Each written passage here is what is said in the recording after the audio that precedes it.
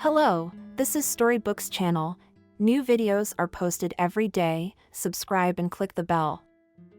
Wendy, did you bring the presents? Yes, Mason. They're all stacked in your car. What about the tree? Our boys went in this morning, and at lunchtime the boys left to put it up. Mason looked at his watch. He had calculated everything correctly. Today from morning the whole orphanage, headed by the director, was entertained. The youngest ones were first at the theater, then at the children's playroom, and the older ones were skiing at one of the campgrounds that Mason owned. As soon as the children left, work boiled over at the orphanage. The Christmas tree was brought in and set up. The girls have to decorate the assembly hall, dress up the Christmas tree.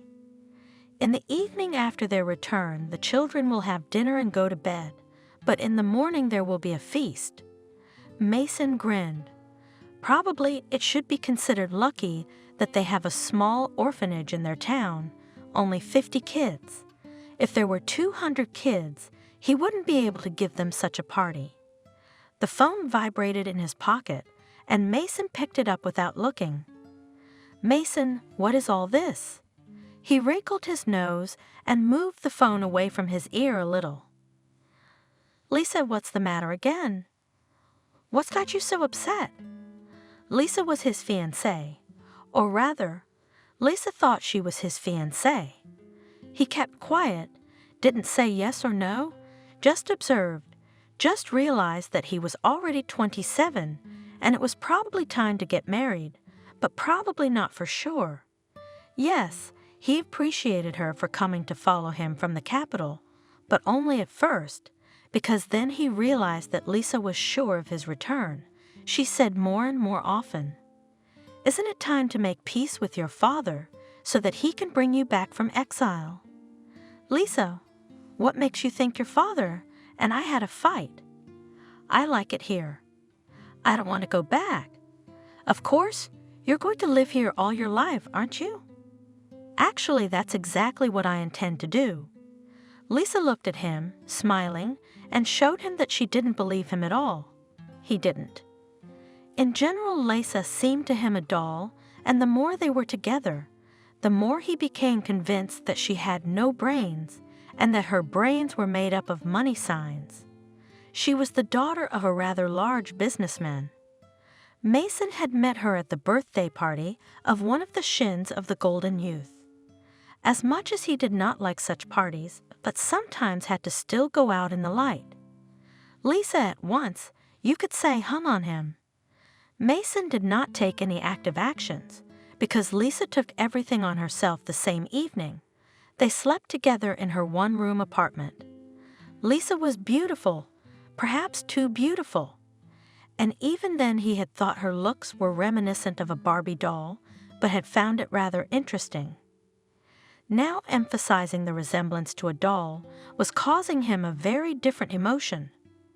What upset me? It upset me that my fiancé is an idiot. Mason grimaced. He hated it when people stepped out of line, even if it was the people he lived next to. And yet, Mason, why are you playing the fool?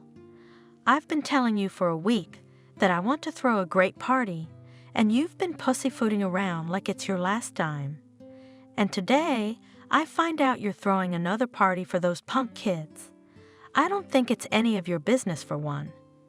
You want a party, have a party, but not in my house and not on my dime. That's two. And third, and most importantly, Lisa, I think it's time for you to come home. She even choked with indignation. Home? Oh, so that's it. So you used me and now you don't need me anymore. Did I ever tell you I needed you? It was only your wish to come here. You didn't even ask me if I needed you. You just came and moved into my house. Lisa hung up, and Mason sighed. Why did it have to be like this? He'd come back to this town because he'd once had to spend 2 years in this very orphanage. The memories were hard. If it wasn't for the principal and the tutors, it was unlikely he would ever have the chance to go home to his father. Mason sat up. His legs grew heavy, and the hammers rattled in his head. It always did when he thought back to that time. Mason's father had been one of the first to catch the right jet stream during the lean years. Literally in a year, he turned from an ordinary engineer into a real owner of factories, newspapers, steamships. Along with wealth came problems in the form of competitors. Christopher realized that the competitors are capable of much, but to get a grip on life, he was very insistently asked to give up the lemonade factory. Someone needed it to produce Pal, a very popular drink at the time. But Christopher didn't like to back down when there was no good reason to do so. They started making threatening phone calls to his wife. She was terribly worried, not so much for herself as for her son, but her husband convinced her that it was all just psychological pressure. She had always believed her husband. They were attacked while Slava and Mason were walking in the park. Slava fought to the last for her son. I guess she didn't mean to get hurt. It just happened. It turned out that in order to take the child away from the mother, she had to be sent to the other world.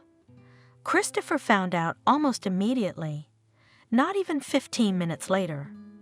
All his people rushed to look for those who could take his son away, and he himself rushed to the hospital where his wife was taken, but he only managed to hear, "Christopher, save him."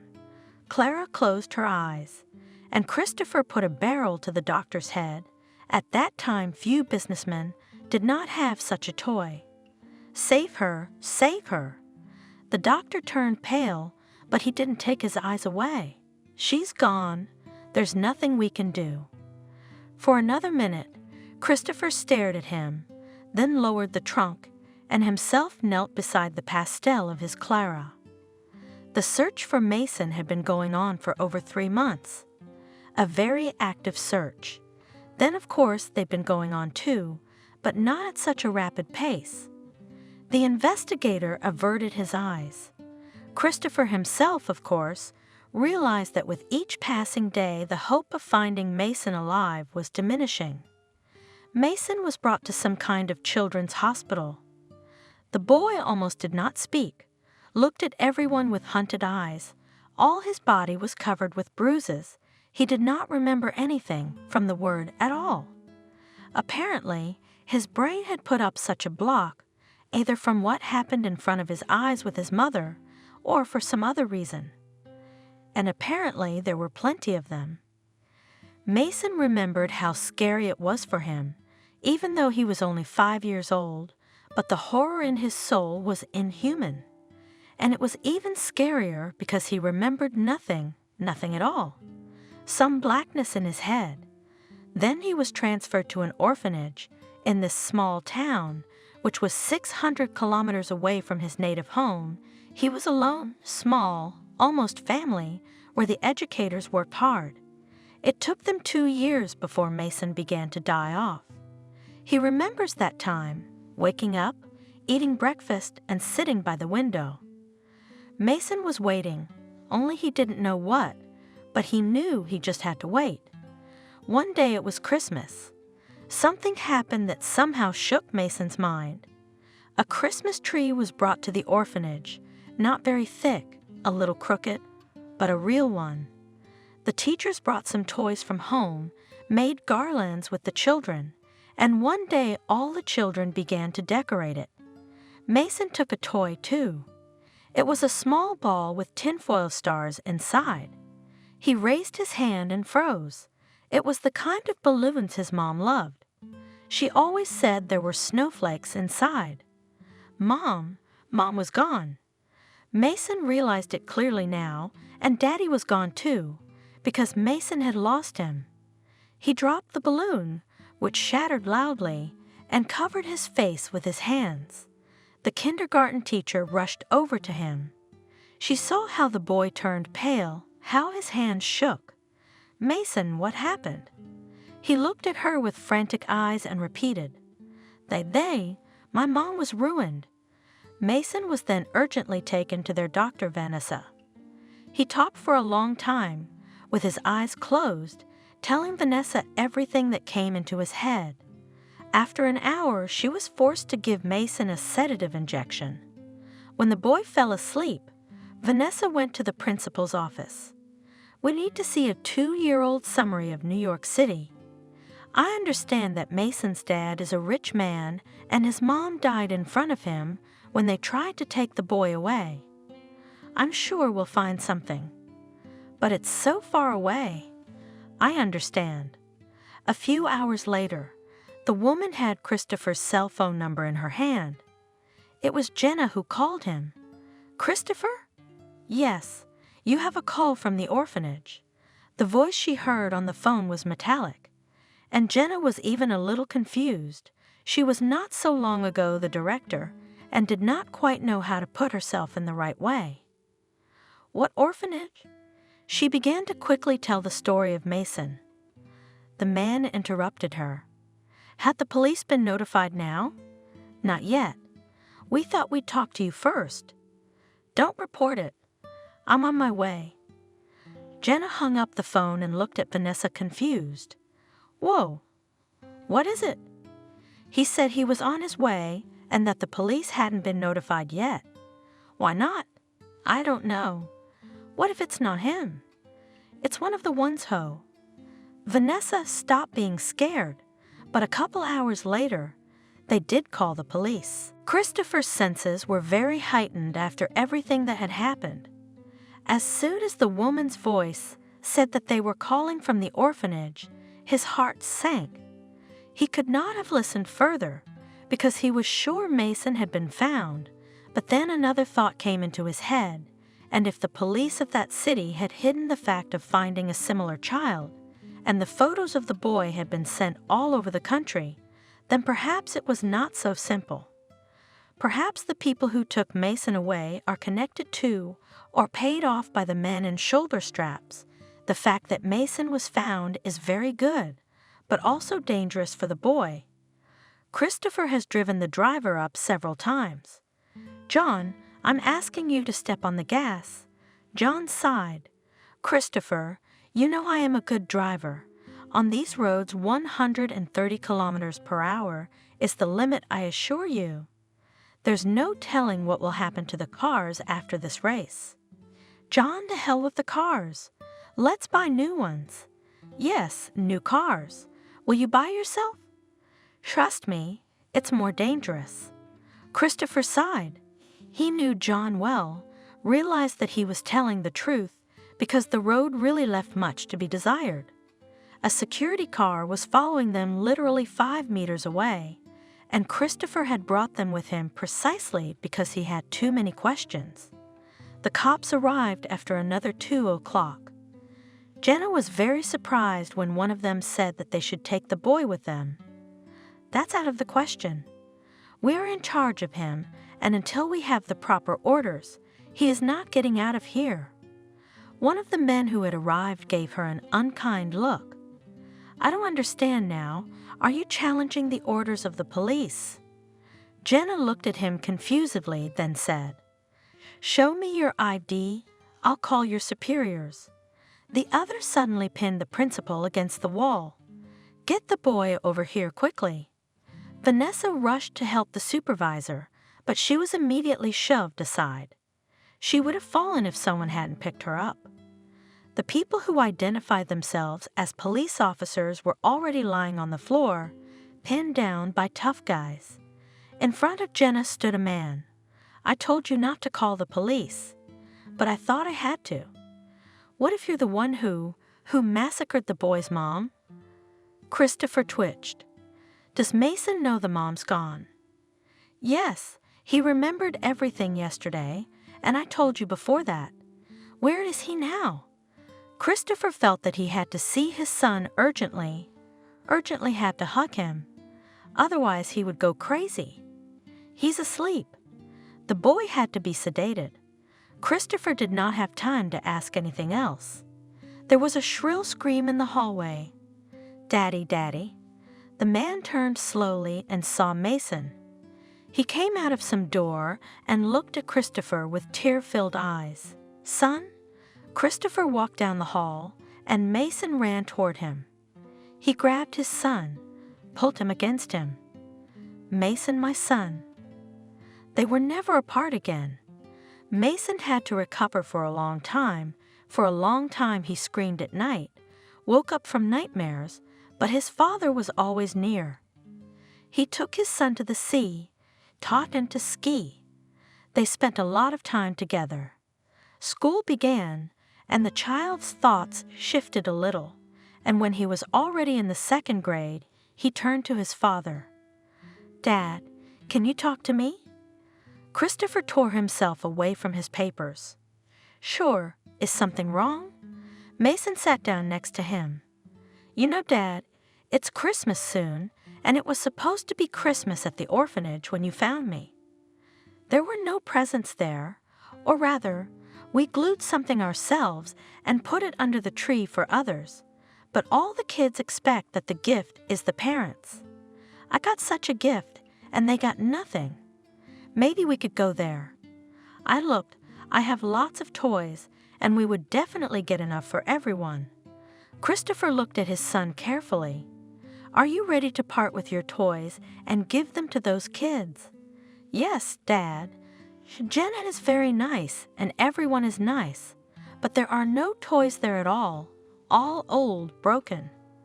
Christopher cradled his son in his arms. "Sure, Mason will go. You don't have to take your toys. I'll buy them." Mason pulled away. "Dad, but it's expensive." "Not more expensive than money, son." Mason hugged him with both arms. "You're the best dad." His father grumbled annoyingly, his eyes watering for some reason. When they got to the orphanage, Mason froze. He looked at everything carefully, and Christopher couldn't understand what his son was thinking. Jenna came outside. She looked in surprise at the big car, more like a bus. When Christopher came out from behind the wheel, the woman smiled confusedly. "Is that you? Is there something wrong with Mason?" Mason quickly jumped out and rushed to her and hugged her, and she hugged him back, even crying. "Mason, you've grown so much. I can't even recognize you. You know, Jenna, I'm getting straight A's in school." Christopher smiled.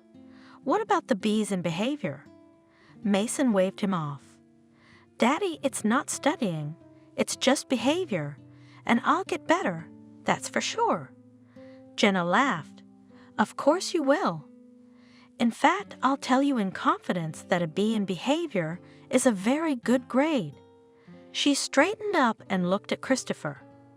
"Then I don't understand at all. You're just visiting us? Well, you could say that Mason missed you. Come on in, we'd all be happy to. Mason, you remember Emily, don't you? She used to follow you around all the time." "I remember. Did they take her away?" "Not yet, but you're just in time. She has an aunt, and after Christmas, Emily will go to her family." Mason smiled. She was looking forward to it. "Oh, Liam, remember? The one who fought all the time?" "Yeah. We put him in a club, and the coach says he's going to be a good athlete." "That's great." Mason was smiling, and so was Christopher. His son so rarely smiled. "Jenna, we're not here empty-handed here. Is there someone to unload? Will you help?" He pushed the door, and in the view of the astonished teacher appeared the car interior, densely packed with boxes and bags. "What's this?" She came closer, took one of the boxes. A car, took another, a board game. "What's this?" "Are these toys for Christmas?" "Well, it's not just toys and books and some clothes. It's Christmas." Christopher smiled embarrassedly. As it turns out, it's not so easy to give gifts completely and selfishly. It only seems to be the right thing to do, but when he looked into Jenna's eyes, he drowned there. They were grateful, surprised, moist, glistening. He could go on endlessly with words to describe her eyes, but she looked away. Christopher had time to think. After all, she's just over 30 and already a principal. They decided to unload the presents, not immediately, but after the children had gone to bed, so that they wouldn't see them. Everyone helped, the teachers, nannies, even the watchman, and Grandfather Sebastian. Jenna rejoiced like a child. How many dolls? We have more girls, and there are almost no decent dolls left, so they sit in line to play.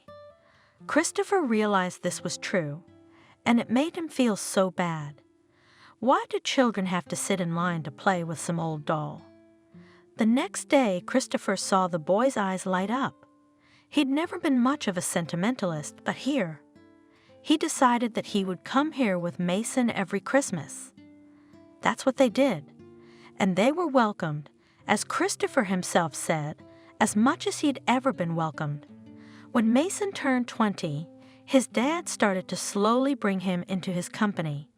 And it had to be said, Mason was doing just fine. Christopher was smiling.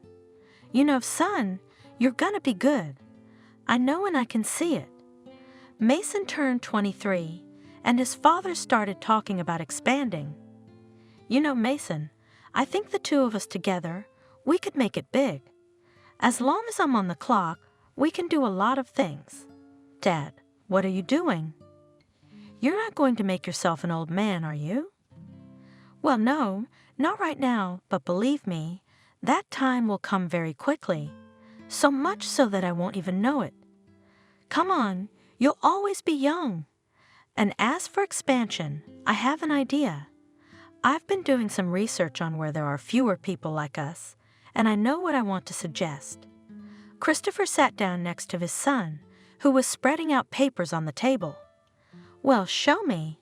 I see you've done a lot of preparation. Yeah, I had to sit for a while.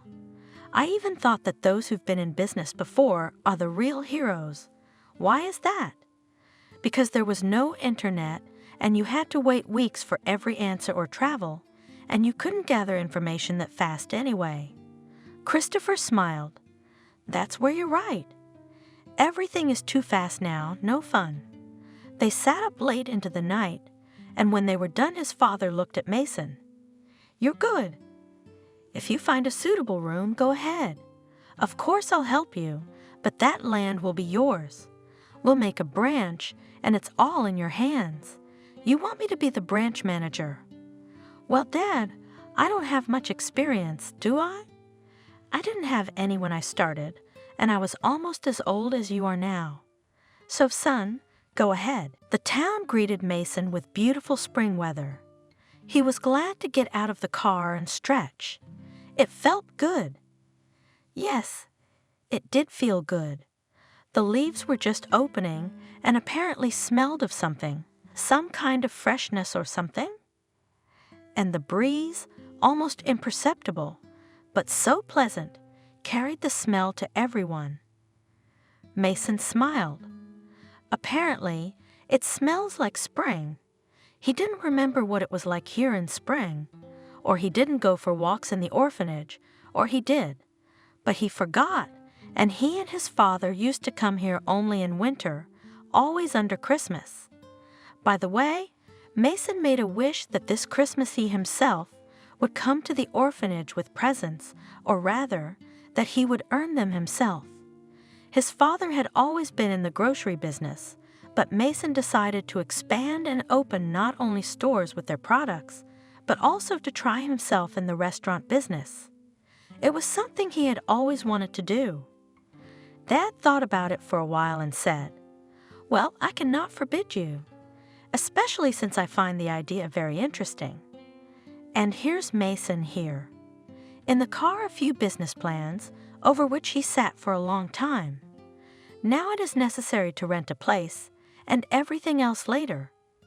He didn't want to go to a hotel. He understood very well what kind of service there was. Mason got into the car, dialed Jenna's number. Good afternoon. Mason, hello. It's so good to hear from you. Jenna, I'm not far from the orphanage. Is it okay if I stop by for coffee? Mason, but why do you ask? Sure, come on over. Did something happen to you? No, I'm fine. All right. Well, come on over.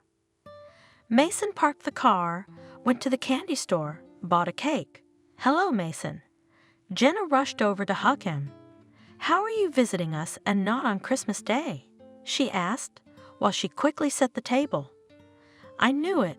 I bought your favorite pies on the way here today. I'm here on business. We want to open a branch here." Jenna sat down and thought about it. "I don't know what to say to that. I think it's very good.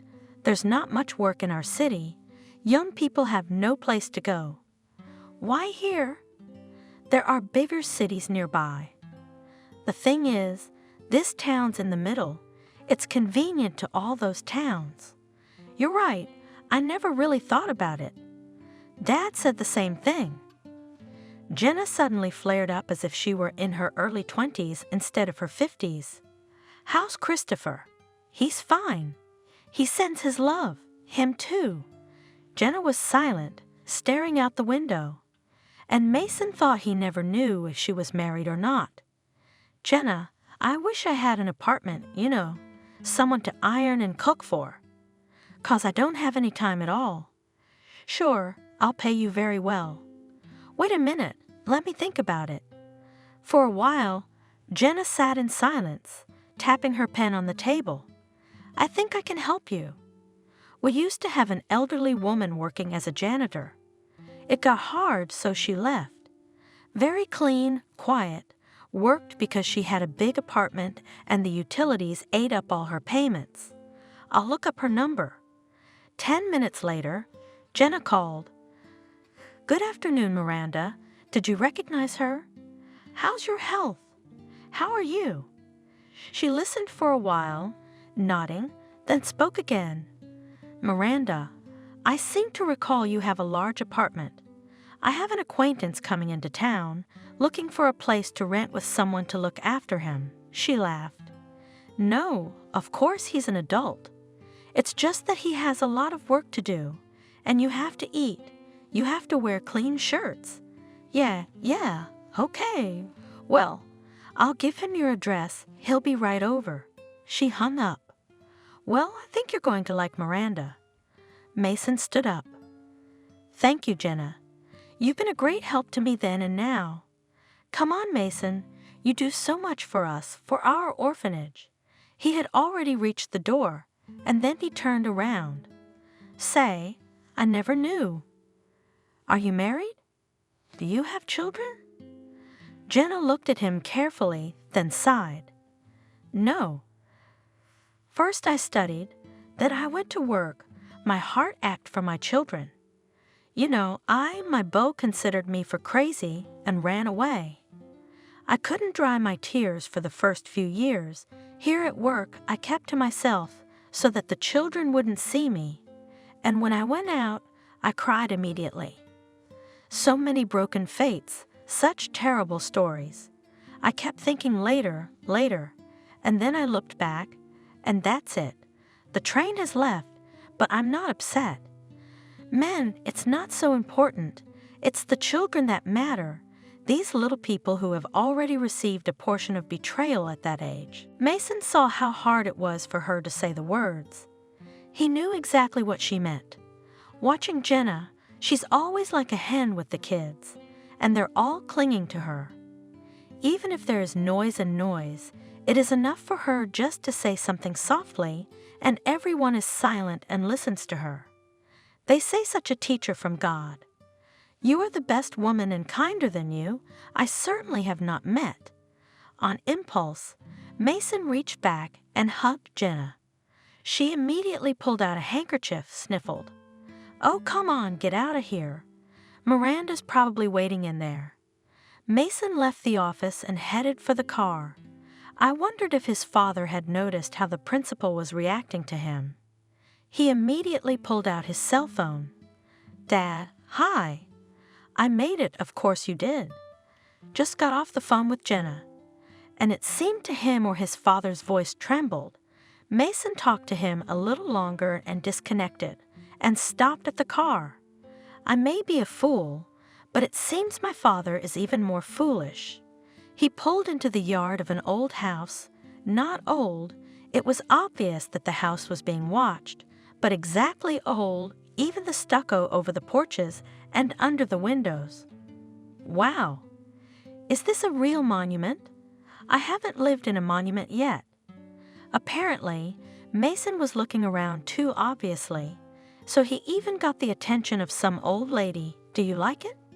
He turned around, and there was a little old woman standing next to him, her eyes quite young, mischievous, and like a dried mushroom. Very much. I wonder how old this house is? And you open your eyes wider, and you will see the date of construction. The old woman smiled, flashing her teeth. Mason was not even surprised at her teeth when he saw what she was talking about. He laughed at once. Not noticing the 2-meter-high letters on the wall was an effort. Wow, he's over 100 years old. But he didn't, he did. Tell me, Grandma, how do I find Miranda? I'm not even 80 yet. I'll be 80 next year. And Miranda, I've been waiting for you for half an hour. I don't know what road you took. You can drive around the city in 15 minutes. He laughed again. He liked Miranda very much. Please forgive me. It's so beautiful that I was delayed. I'm often in the city, but I've never been in the spring. The woman softened. Yes, our town is beautiful. You are right, and the fact that you often come here, I know. I recognized you. You and your dad came here when I was on shift. I know why you come. Mason didn't say anything. The old woman didn't need an answer. She stood in front of him in the driveway. Don't think. My house is clean and nice. I do a lot of things myself, but my granddaughter scolds me and tells me to wait for her. Mason could barely keep up with the old lady. You have a granddaughter too? I do. I'm normal. Why shouldn't I have a granddaughter? Does she live with you? No, she's independent. She's 20 years old, and she's working, helping my old lady. He sighed with relief. So no one will be in the way. You can work and rest in peace. Not that Mason was so against everyone, but he realized that there would be a lot of work. When they entered the apartment, he looked around with interest. Time seemed to have stopped in this apartment a long time ago, maybe back in the post-war years. The antique furniture, the paintings on the walls, how old were they? He wouldn't be surprised if the paintings were more expensive than this apartment. But come on, I got 4 rooms. 1 big one and 3 smaller ones. 1 is my bedroom and 2 are empty. This one's bigger and brighter. I think you'll be comfortable in it. It really was a cozy room. A big bed, also from some prehistoric time, sturdy, solid, and the closet was huge. Mason even thought that if they ever wanted to take it out, it would take more than 2 movers. The desk, he even leaned over. It was. Instead of legs, the table has tiger paws. Yes, it's interesting here. The old woman grinned. What's interesting? Just old stuff. It was obvious that she said she didn't mean it. She loved her home. Let's go on. He followed her again. Here's the bathroom, the toilet, and here's the kitchen. By the way, you write me a schedule of when and what to feed you. Just buy food, because I mostly eat porridge and potatoes. Mason nodded with a smile. He wondered what the old woman had worked as before. It seemed to him that she had been a supervisor or a foreman of some kind. Mason didn't know why a foreman. That's just the way it seemed to him. He brought the stuff out of the car, laid it out, pulled out his laptop. We need to see what cafes and restaurants are already here, then go and see what they feed. About a couple hours later, Miranda knocked on the door. Mason, you still haven't texted me anything about the food. Let's get off work and go have tea and figure this out.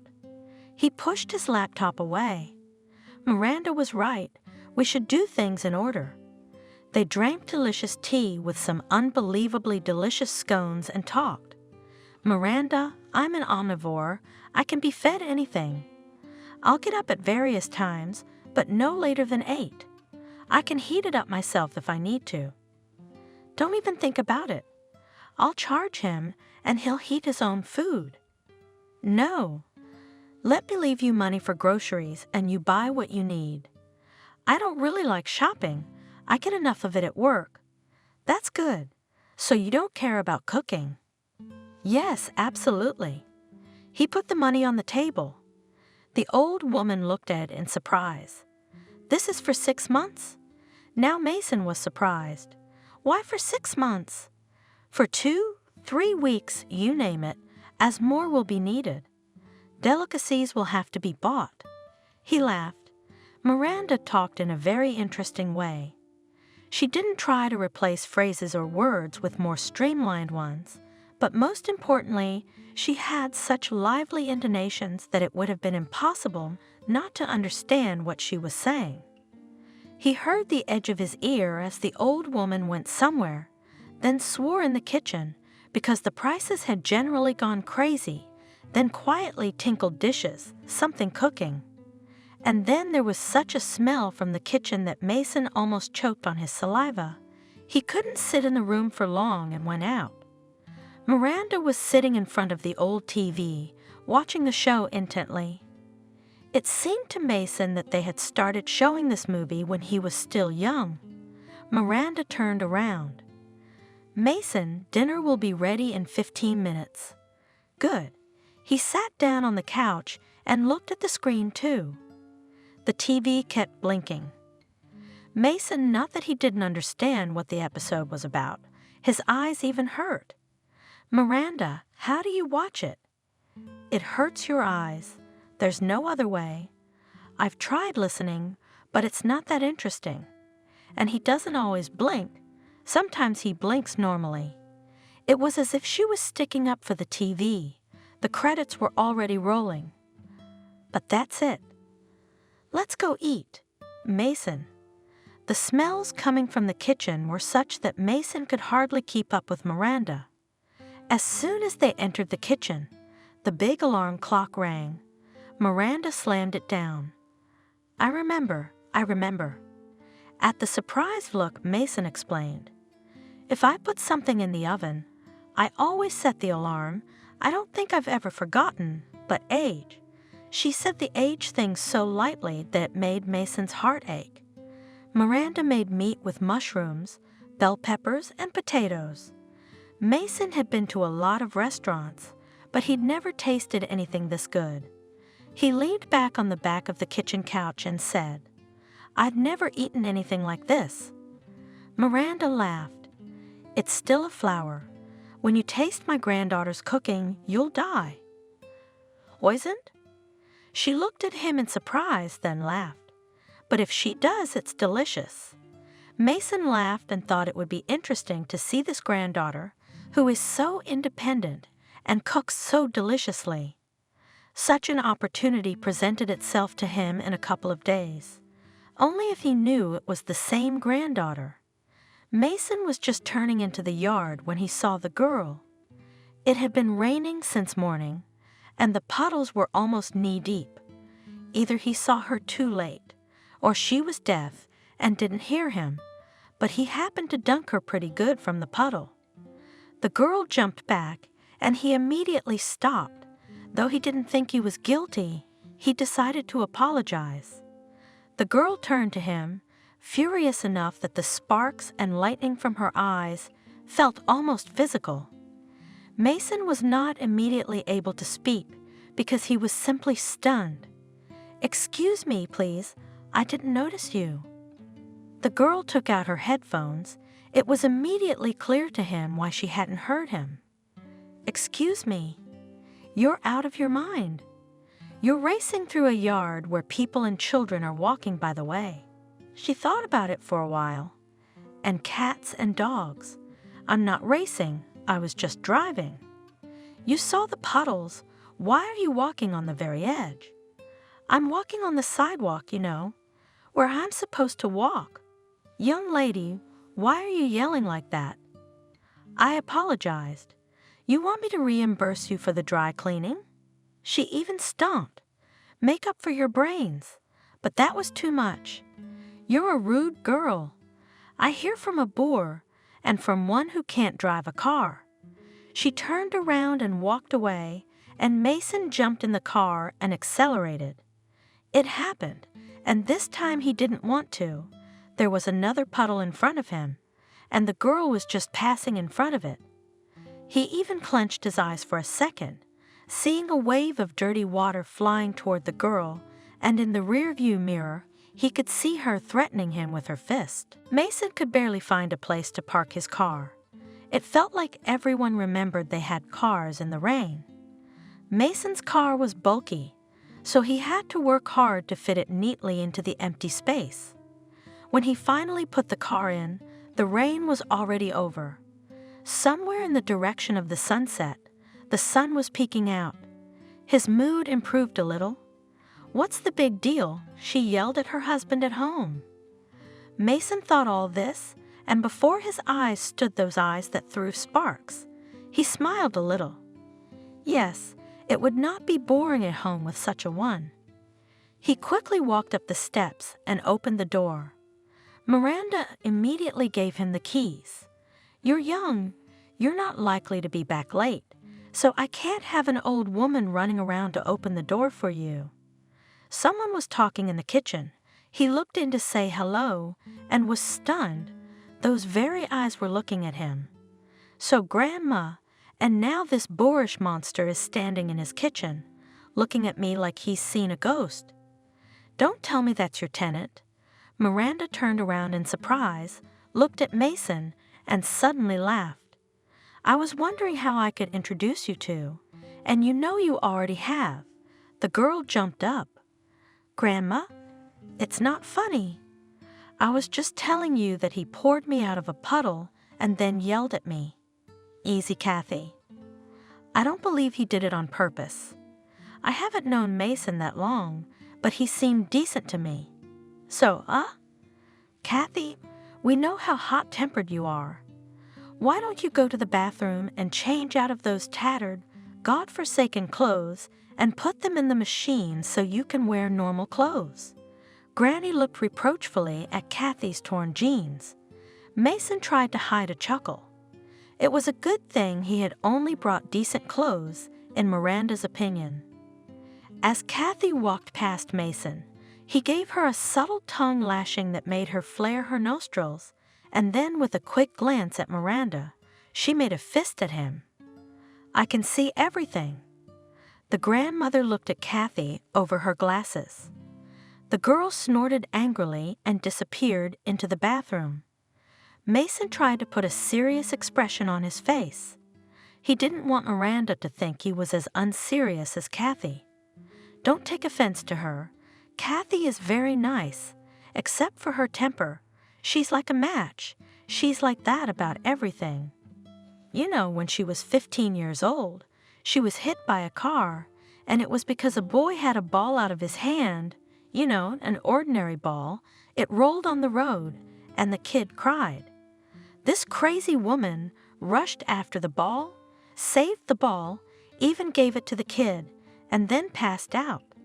A month in the hospital, and all because of doing first and thinking later.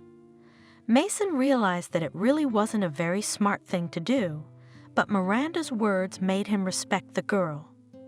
Apparently, the incident hadn't changed her either. Kathy remained just as fiery and impetuous or spunky. It didn't matter. What mattered was that the girl was alive, real. When she came out of the bathroom, Miranda was in the room.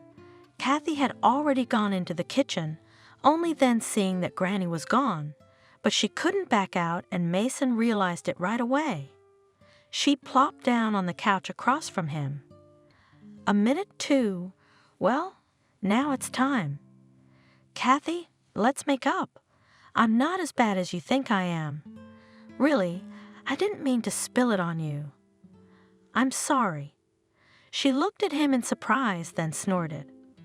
"Well, then I'm sorry too. It's my own fault. These headphones always let me down." Mason held out his little finger to her. "Make up. Make up." Kathy laughed and put hers out. And don't fight again. Miranda had long since gone to bed, and Kathy and Mason were still sitting in the kitchen. So now you're going to go to all sorts of cafes and try what they're cooking. Oh yeah, that's great. What a job. Mason looked at her seriously. Kathy, why don't you help me out a little? She looked at him in surprise. How? Well, look, if I'm alone, I'll be suspected quickly. But if I have a lady with me, everyone will just think, if they notice us walking around, that I'm just trying to impress you. Do you want me to walk with you?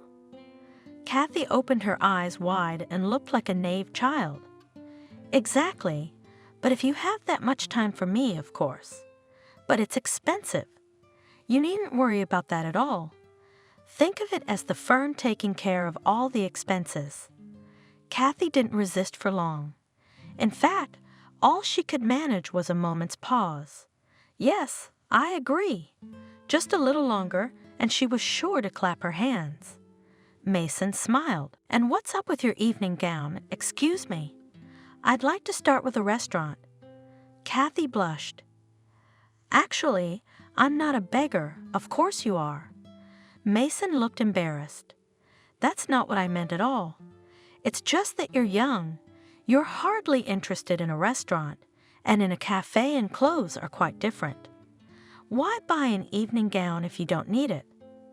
He got a little confused while he was explaining, but Kathy understood him. It's all right. I went to a friend's wedding not too long ago, so I had to buy one. To Mason's surprise, Kathy had excellent manners, though he chided himself for thinking that way.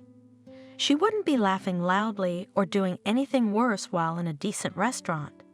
Still, he watched in amazement at her transformation at the way she deftly handled the entire set of table items. When they entered the restaurant, Mason immediately noticed the almost complete absence of guests. It was strange. Everything seemed decent, but the shortcomings began to rush in as soon as they sat down at the table. Mason noticed that the tablecloth, beautiful from afar, was covered in stains, not fresh ones of course, old laundered ones, but very much peppering its appearance. This told that things were not going well for the host. On the other hand, the host could have just been greedy or didn't know how to run a business. The waiter had to wait for more than 10 minutes, even though the room was almost empty. When they began to make an order, it turned out that more than half of the written in the menu is not there at all. Tell me, then why is it offered? The waiter, with a bored look, shrugged his shoulders. Kathy smiled. Tell us what you have so we don't waste your valuable time. The waiter perked up a little.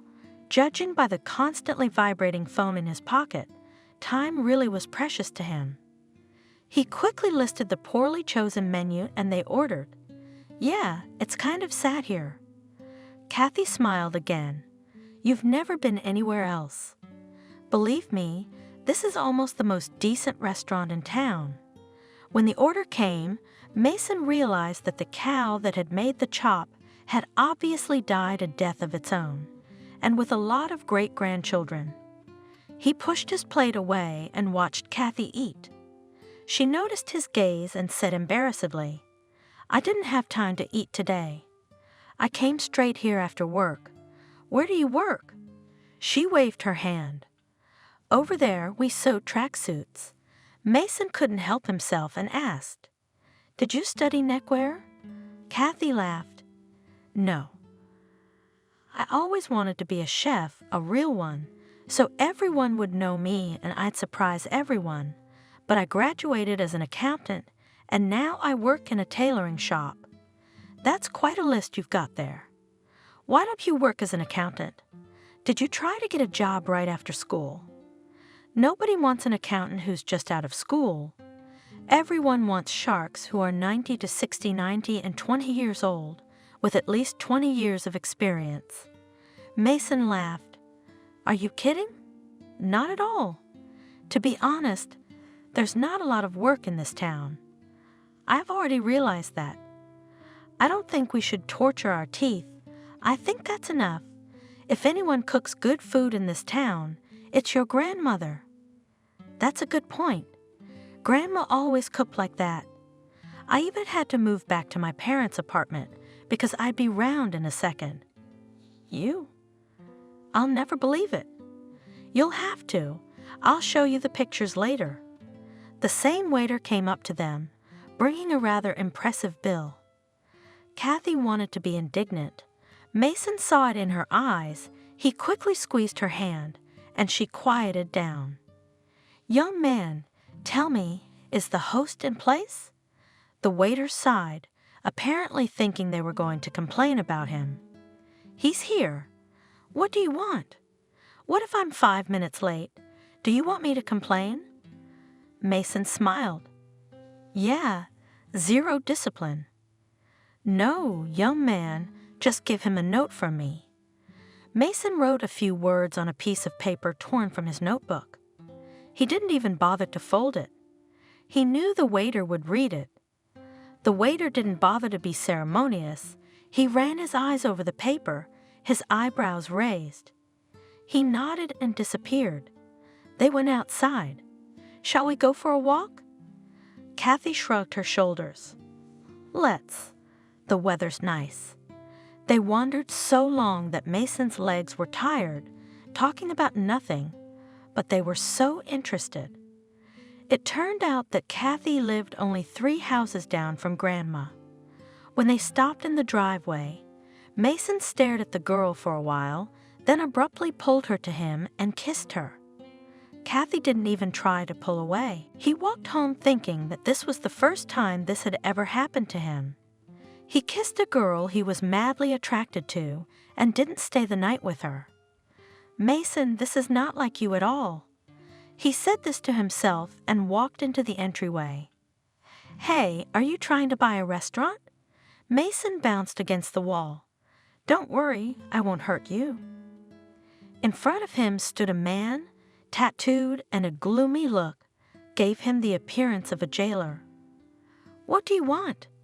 I'm the boss. I want to talk to you. You've got a lot of nerve. There's a day for that kind of talk. Yes, but I wanted to see you. Come tomorrow after 12 o'clock. We'll discuss it. Okay, I'll be there. The man left the entrance, and Mason thought that it was a mistake to refuse the security that his father offered him. He'd have to call in the morning because it looked like a deal.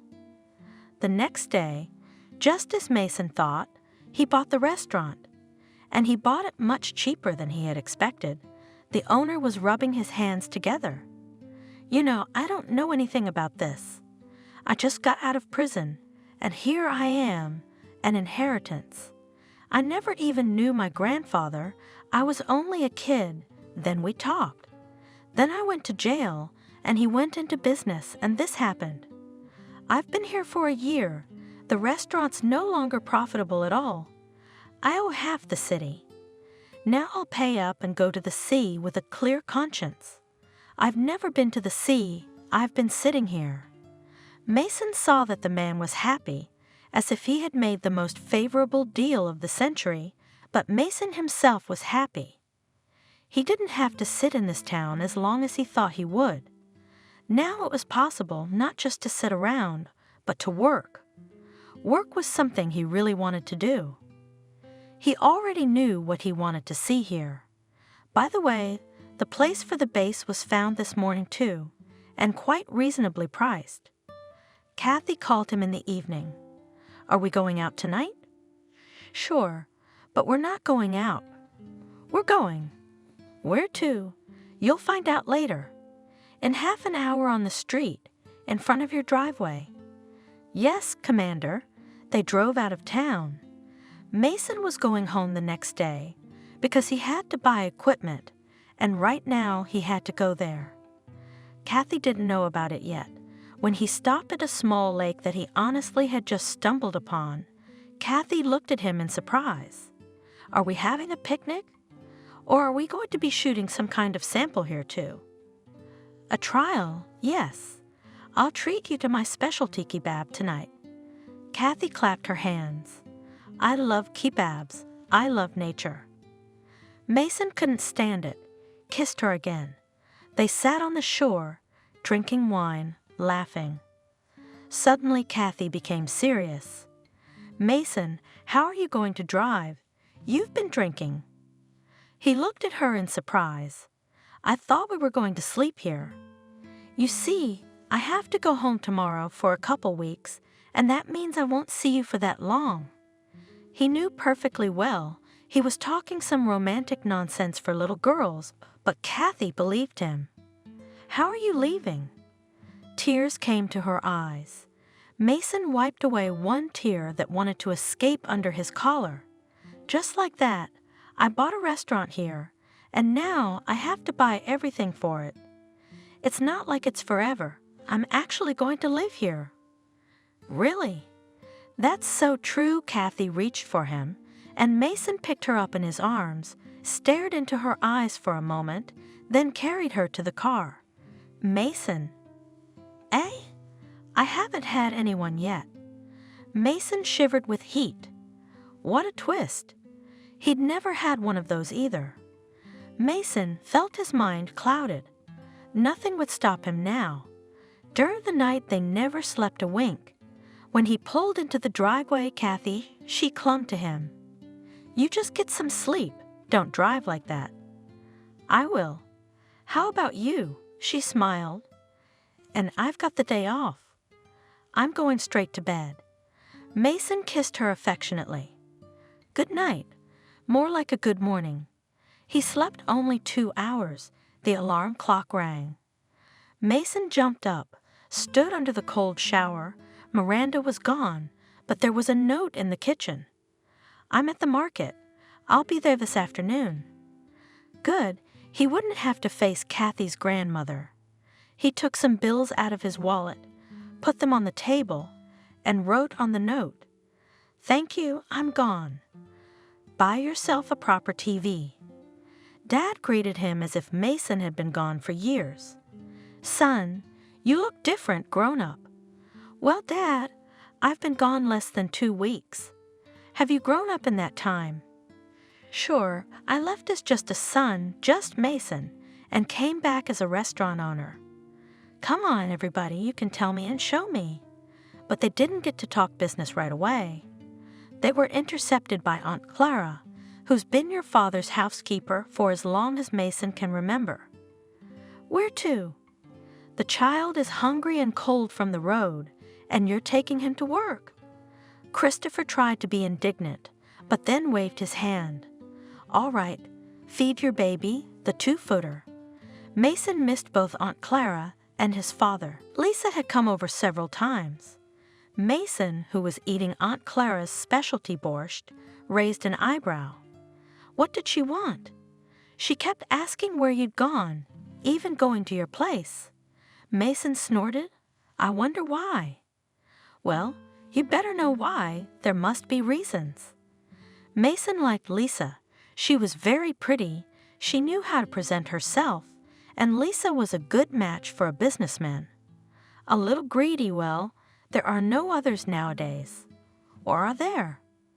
My consciousness obligingly brought up the image of Kathy, but Mason immediately banished it. Sure, Kathy was the most beautiful thing in his life, but it was just entertainment. There was no talk of them being together. Kathy is too simple and naive, so she's going to stay at home and he's going to attend receptions and events alone? Well, of course not. A girl like Lisa, or preferably Lisa herself, should be around for these parties. It took all evening to show his father the pictures, to tell him what he wanted to do. Christopher listened attentively and twirled one picture or the other in his hands. You've done a great job, and most importantly, you bought the restaurant very profitably. Christopher looked at the map. I understand that there is nothing like it nearby. Nothing. But there are plenty of things to look at. Mason looked at the map. What do you mean? Look, there's a game room not too far away. We should do a kids' menu and advertise. We could allow banquets for the first time. After that, it's up to you, okay? Dad, you're ahead. I didn't even think of that. Of course we need a children's menu. They sat for a while and went to bed. The next day was too full of plans. Lisa caught him at lunchtime. Hi, where did you disappear to? I've been away. We're opening a branch. Oh, that's good. Why didn't you call? Maybe I could have come with you. Lisa grinned with the edge of her pouty lips. Mason smiled. Would you have gone? With you? To the ends of the earth. Would you? Sure. Well, then be ready in 2 weeks. Mason left and Lisa grabbed her phone. She had to tell all her friends that Mason had practically proposed to her. Leaving in 2 weeks didn't work, not even 3 months later. The night before he left, my dad had a stroke. He was walking to the house, came home early from work because he wasn't feeling well, and collapsed right on the walkway. Aunt Clara saw him immediately, called an ambulance, and did not touch him. Only her quick actions helped to get rid of him with little blood. Lisa had to be patient. When Christopher was fully recovered, Mason began to pack again. Lisa decided it was finally her time. She was ready before Mason was. To be honest, Lisa was boring him, but he didn't say anything. As a companion, she was perfect. While still at home, Mason found a nice cottage which he intended to buy at once, but Lisa said nothing about it. Just before he left, he had an argument with his father. The argument was quite loud, and Lisa must have heard it, so she thought they were arguing. It's true that Lisa arrived later, or rather, she came to visit. By the way, they had a very good time then. Then she left, unable to stand the boredom Mason. It was even worth arranging this state of affairs. He got a girlfriend, beautiful, fashionable, and that's all. The rest of the time he could work quietly. But then Lisa arrived with his things. He couldn't tell her he didn't want to. She came, let her live. Lisa had instantly turned his house into some kind of brightly colored rag storehouse. For some reason, no housekeeper got along with her, so the house was a mess. Mason tried to spend as much time as possible at work, but even there she annoyed him. He had to make a condition that if Lisa showed up unannounced at his place of work, he would simply take away her money. Lisa took offense, didn't talk to him for 2 weeks, but as soon as she needed something, she found a way to make up with him. She always had the same way, which Mason, a young man full of strength, could not resist. Today was fine. Hell knows how she even found out. Although why should she be surprised? He bought gifts for the orphanage every year. She knew that. She'd never tried to tell him what to do before, but now she was going off on him. Mason was about to leave the office when the phone rang in his pocket. Jesus, how many times can you do this? He grabbed the phone, but it was his father. Yeah, Dad. Mason, what's wrong? The young man sat back in his chair. Nothing. What makes you think something's wrong with me? Well, son, I've known you for years, so come on, tell me. Mason grinned. Dad always knew everything. Tell me, Dad, what do you do if a woman wants to marry, wants to boss you around, wants to be always and everywhere, and you don't want that? It's all right, Lisa. What did you want, son? It's your own fault. How long have you been together? Years, and you never married her. But I wasn't going to. You should have told her that, Dad. Mason, you're not 15 anymore. You need to take responsibility for your actions. Lisa's understandable. Time's running out, and you're not doing anything. Either get married or, frankly, I don't know what's going to happen. You realize there will be a terrible scandal.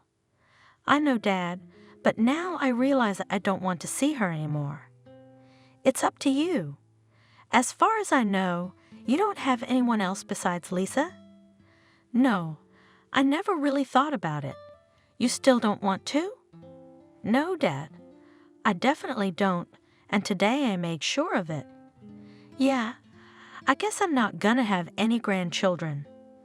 Mason laughed. So you're only thinking about yourself. Not about your son, but about yourself. Well, you can take it that way. Dad, why are you calling? Not to talk about Lisa? No, of course not. Mason, you're going to the kid's birthday party tomorrow, right? Yeah. Did you forget the date? No, I just suddenly wanted to come too. Mason, you're up. You know I'd love to come. Can I ask you a question? Go ahead. Why haven't you come here once since I moved here? Is it because of Jenna? I could hear my dad sniffling on the other end of the phone. Well, you could say that. I made a big mistake once. I really liked her, and she liked me for that matter. I asked her to be my mistress. She promised me she'd have all the luxuries if she came away with me. She asked me again, mistress? And I, like a fool, confirmed it. Mason was a little taken aback by his father's confession. Are you serious? She what? She slapped me in the face and sent me away.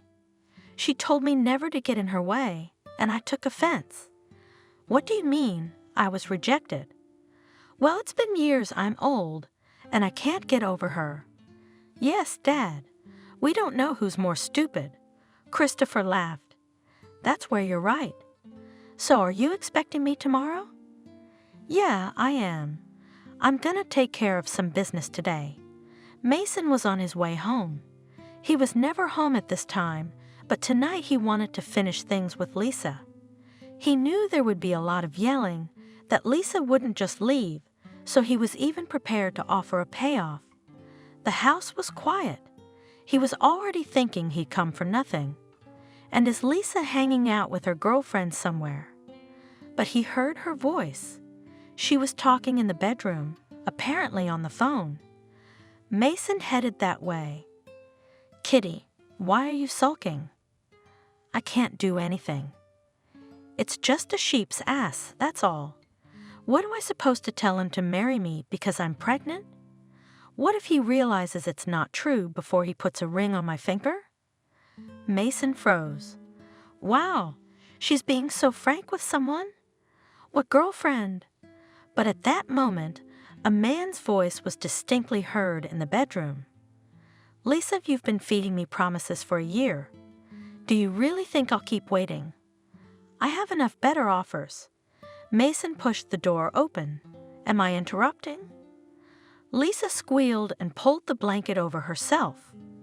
The man, a pumped-up, dark-haired, handsome man, began to dress quickly. Well, no, I didn't sign up for this. Do I have to? He walked quickly past Mason, who didn't even make an attempt to stop him. What's up, Lisa? It's your fault you got it. I'm not arguing. I'm just asking if you need help packing. Or can you do it yourself? And I'm not going anywhere. Then you're out in disgrace. Have you forgotten that we have cameras? And I've never watched them before, but I can now. You bitch, you bastard. Lisa was grabbing things, throwing them into suitcases. Mason was watching her with a smile. How could you think he put a camera in the bedroom? Lisa. 2 hours later, screaming and swearing her last words, Lisa finally got into a cab. Mason sighed. This feels so good. We should go to the orphanage, see how the preparations were going. He got into the car. It felt so good to be free. I wonder who that man was. No, not at all. Mason pulled up to the gate. It looked like the kids weren't back yet, but Jenna was definitely there. He knew she always supervised the setting up of the Christmas tree herself, then helped dress it up. He walked down the driveway, stopping to pet the big shaggy dog, which, by the way, was the dog's name. The kids found him very small under the fence, took him out, fed him, hid him from the caretakers until he couldn't fit under the beds anymore. Jenna almost had a heart attack when she saw the big guy. She immediately called the shelter, and then him. Mason arrived, and all the kids came crying to him. "Uncle Mason, talk to Jenna. Tell her not to take our buddy Rex and 1,000 other nicknames." "Quiet. What's the dog's name anyway? We all have different names." "Right. It's just a dog. How did you manage to hide him for so long? Doesn't he bark or growl?" "No, he doesn't bark, never. Jenna told me right away." "There, I'm telling you, he's some kind of sicko. I'll fire the whole damn lot of you." "He's not sick." The younger ones were already openly sobbing, and Mason had to take the dog to the vet. The dog was healthy, well fed. But why wouldn't he bark? Because he doesn't need to bark. He's doing fine. Altogether, they persuaded Jenna not to throw out the dog, not to give it to the shelter, so it took root, though more on the street, and slept in the old lady. He was fed by everyone who couldn't be bothered. That's why he looked more like a little bear. Mason finally made it to the door. He had to tell Jenna tactfully that her father was coming tomorrow, but that it wouldn't be a surprise to her. She had a stroke a few years ago when she found out Christopher had a stroke. Almost freaked out. Mason regretted 100 times that he'd even told her. There was no one in the hallway, but there were voices coming from the auditorium. He headed that way. Jenna and her co-workers were decorating the tree. "Hello, everyone." The girls said hello and continued working. Jenna gave him a startled look. "Mason, weren't you supposed to be here tomorrow?" "Well, I decided to come today." She didn't have time to finish. Mason was attracted by the lower branches of the tree. There was definitely someone hiding there. "Hey, get out!" Mason squatted down and the branches of the tree slid open. A boy, about 3, well, maybe 4 years old, stepped boldly out of there.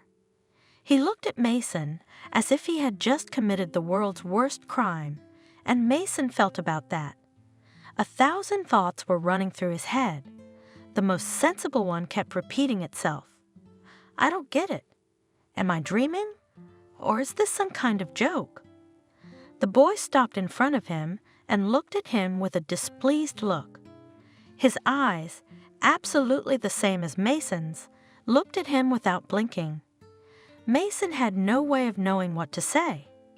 The child was a smaller copy of Mason, and the fact that they were bound to have something in common was understandable. Just now, Mason didn't understand at all. This boy can't be related to him. Papa must know something. Though before Papa, there must be something Jenna could explain to him. There was a reason she was standing there so frightened. Mason scratched his nose with the back of his palm. For years he'd tried to eradicate the habit, but still, when he was nervous, he could rub his nose so hard that it turned red. And the boy, almost synchronously with him, reached up and scratched his nose in the same way Mason had done.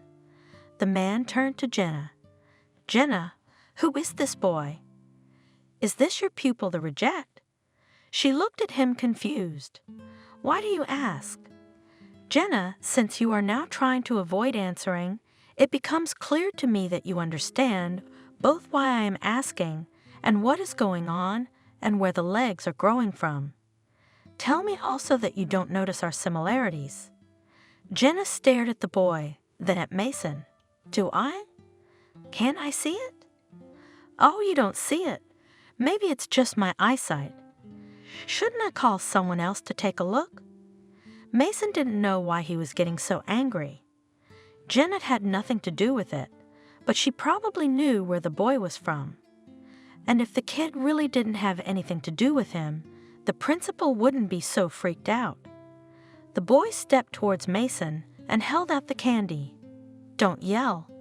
Mason took the candy confusedly. "Thank you. I'm not screaming and I won't." He turned back to Jenna again. A stray thought flashed through his mind, maybe Dad and Jenna. But no, They're not the same age. Jenna, where did that boy come from? You see how much he and I look alike. It's obvious to a fool that we're not strangers, but what could connect us? Or rather, who? If the boy has been abandoned, I'll raise everyone to find out. The boy has not been abandoned, and he has nothing to do with you. Mason froze, a voice he recognized immediately. How many times he'd been tempted to call, or at least text to apologize, but then decided he hadn't promised anyone anything. On the other hand, Kathy hadn't called him once, and she could have. Now he stood there, aware of Kathy standing behind him and afraid to turn around. A puzzle instantly formed in his head. A boy who looked like him, Kathy, who he had played with and taken off. It didn't take much thinking to figure it out. The only thing I don't know is, what now? From the sound of Kathy's voice, nothing good serves him right. Mason followed the boy around him and came up to Kathy. Mommy. Kathy scooped him up in her arms and pulled him against her. He finally met her eyes. Hello, Kathy. Hello, Mason. She turned and walked toward the exit, and Mason stood there like a complete idiot. What could he do? Run after her and say, "Oh, that's my son." He imagines she's gonna answer him. What a fool he is. Nearby sighed Jenna. Come, Mason, to my room. I'll make you some tea. He obediently followed her. There was real absorbent cotton in his head. The woman made the tea, put a mug in front of him, sat down, looked at him, and started talking. I don't even know. All this time we've all blamed you for doing that to Kathy and Kevin. And now I look at you and I realize I feel sorry for you too. His name is Kevin? Yes, Kathy named him after her grandfather. Why didn't she tell me? I didn't know. It could have been completely different. The principal sighed. What's that, Mason? Would you have married Kathy because you had a baby and you'd both be in pain for the rest of your lives, or would you have taken Kevin away from her? Oh, come on. That's ridiculous. Why would I take the baby away from its mother? Well, the thing is, Kathy came to your house. She was so desperate. Kevin was very ill at the time. Her grandmother had gone quite ill. The girl was just torn. She was so short of money. The treatment Kevin received was so much that even with our help, she would not have been able to afford it. Miranda signed over the apartment to her, told her to sell it. They just had time to sell it and move Kathy in before the grandmother was gone. Kathy was a good girl. She hung in there. Went to D.C., spent almost 6 months there, got Kevin back on his feet. Wait, she didn't come to see me. Do you really think I'd say no to help? There was a woman, a girl. Apparently she realized it all at once and told Kathy that if she ever saw her again, she would do anything to have her baby taken away from her. Lisa. Mason clutched his head. He sat like that for a while, then looked up at Jenna with completely pained eyes. What am I supposed to do now? I don't know, Mason. I'm not much of a counselor in these matters, but of course you have to do something. I can see how worried you are. Why is my son worried? His father's cheerful voice came out of nowhere. Mason raised his head, and the smile slid off Christopher's face. Son, what's wrong? Mason didn't even know how to say it. Dad, I have a son and you have a grandson. Christopher sank quietly into the chair. How's that? Jenna jumped up and held out a glass of water to Christopher. He took the glass from her hands, held her gaze a little longer than necessary. Thank you. The woman looked embarrassed and sat back down. Mason began to tell without much detail, but in a way that made it clear what a creep he was, the son of the unexpected. What do you think you're going to do? I don't know. Dad, of course we have to do something. Only I'm afraid Kathy won't even let me on the doorstep. Christopher took a good look at him, and he's right. You know, son, I didn't think I'd ever say this, but don't make my mistakes. A long time ago, I could have been happy and made another person happy, but convention rules in our lives. We have lost so many years, almost a lifetime, but now I know for sure that I am not leaving here without Jenna. And even if we don't have as much time left as we'd like, it's better than nothing. You've already deprived yourself of your son for so long, and now you have to make up for it. Don't lie to Kathy. She's been through enough because of you. You don't like her? Just say so. Don't try to marry her without love. I think if you're honest with her, she won't mind you hanging out with Kevin. Mason jumped up. Dad, you're right about everything. Thank you. He jumped out of the office. Christopher looked up at Jenna. Hello, Jenna. Hello, Christopher. All right, Jenna, whatever you want. I'm not leaving without you. It will probably be hard for you to forgive me for those stupid words, for that sentence, but I'll try. Jenna stubbornly pressed her lips together, then relaxed. Christopher, I was so sorry I turned you down then. I didn't need your money, but I needed you. It was so hard without you, I couldn't bear it. I cursed myself with the last words that I did not go with you. I would have been with you. Christopher lowered his head. I guess stupidity is our hallmark, Mason's and mine. Jenna smiled. Don't worry about it. I'm sure they'll be able to talk.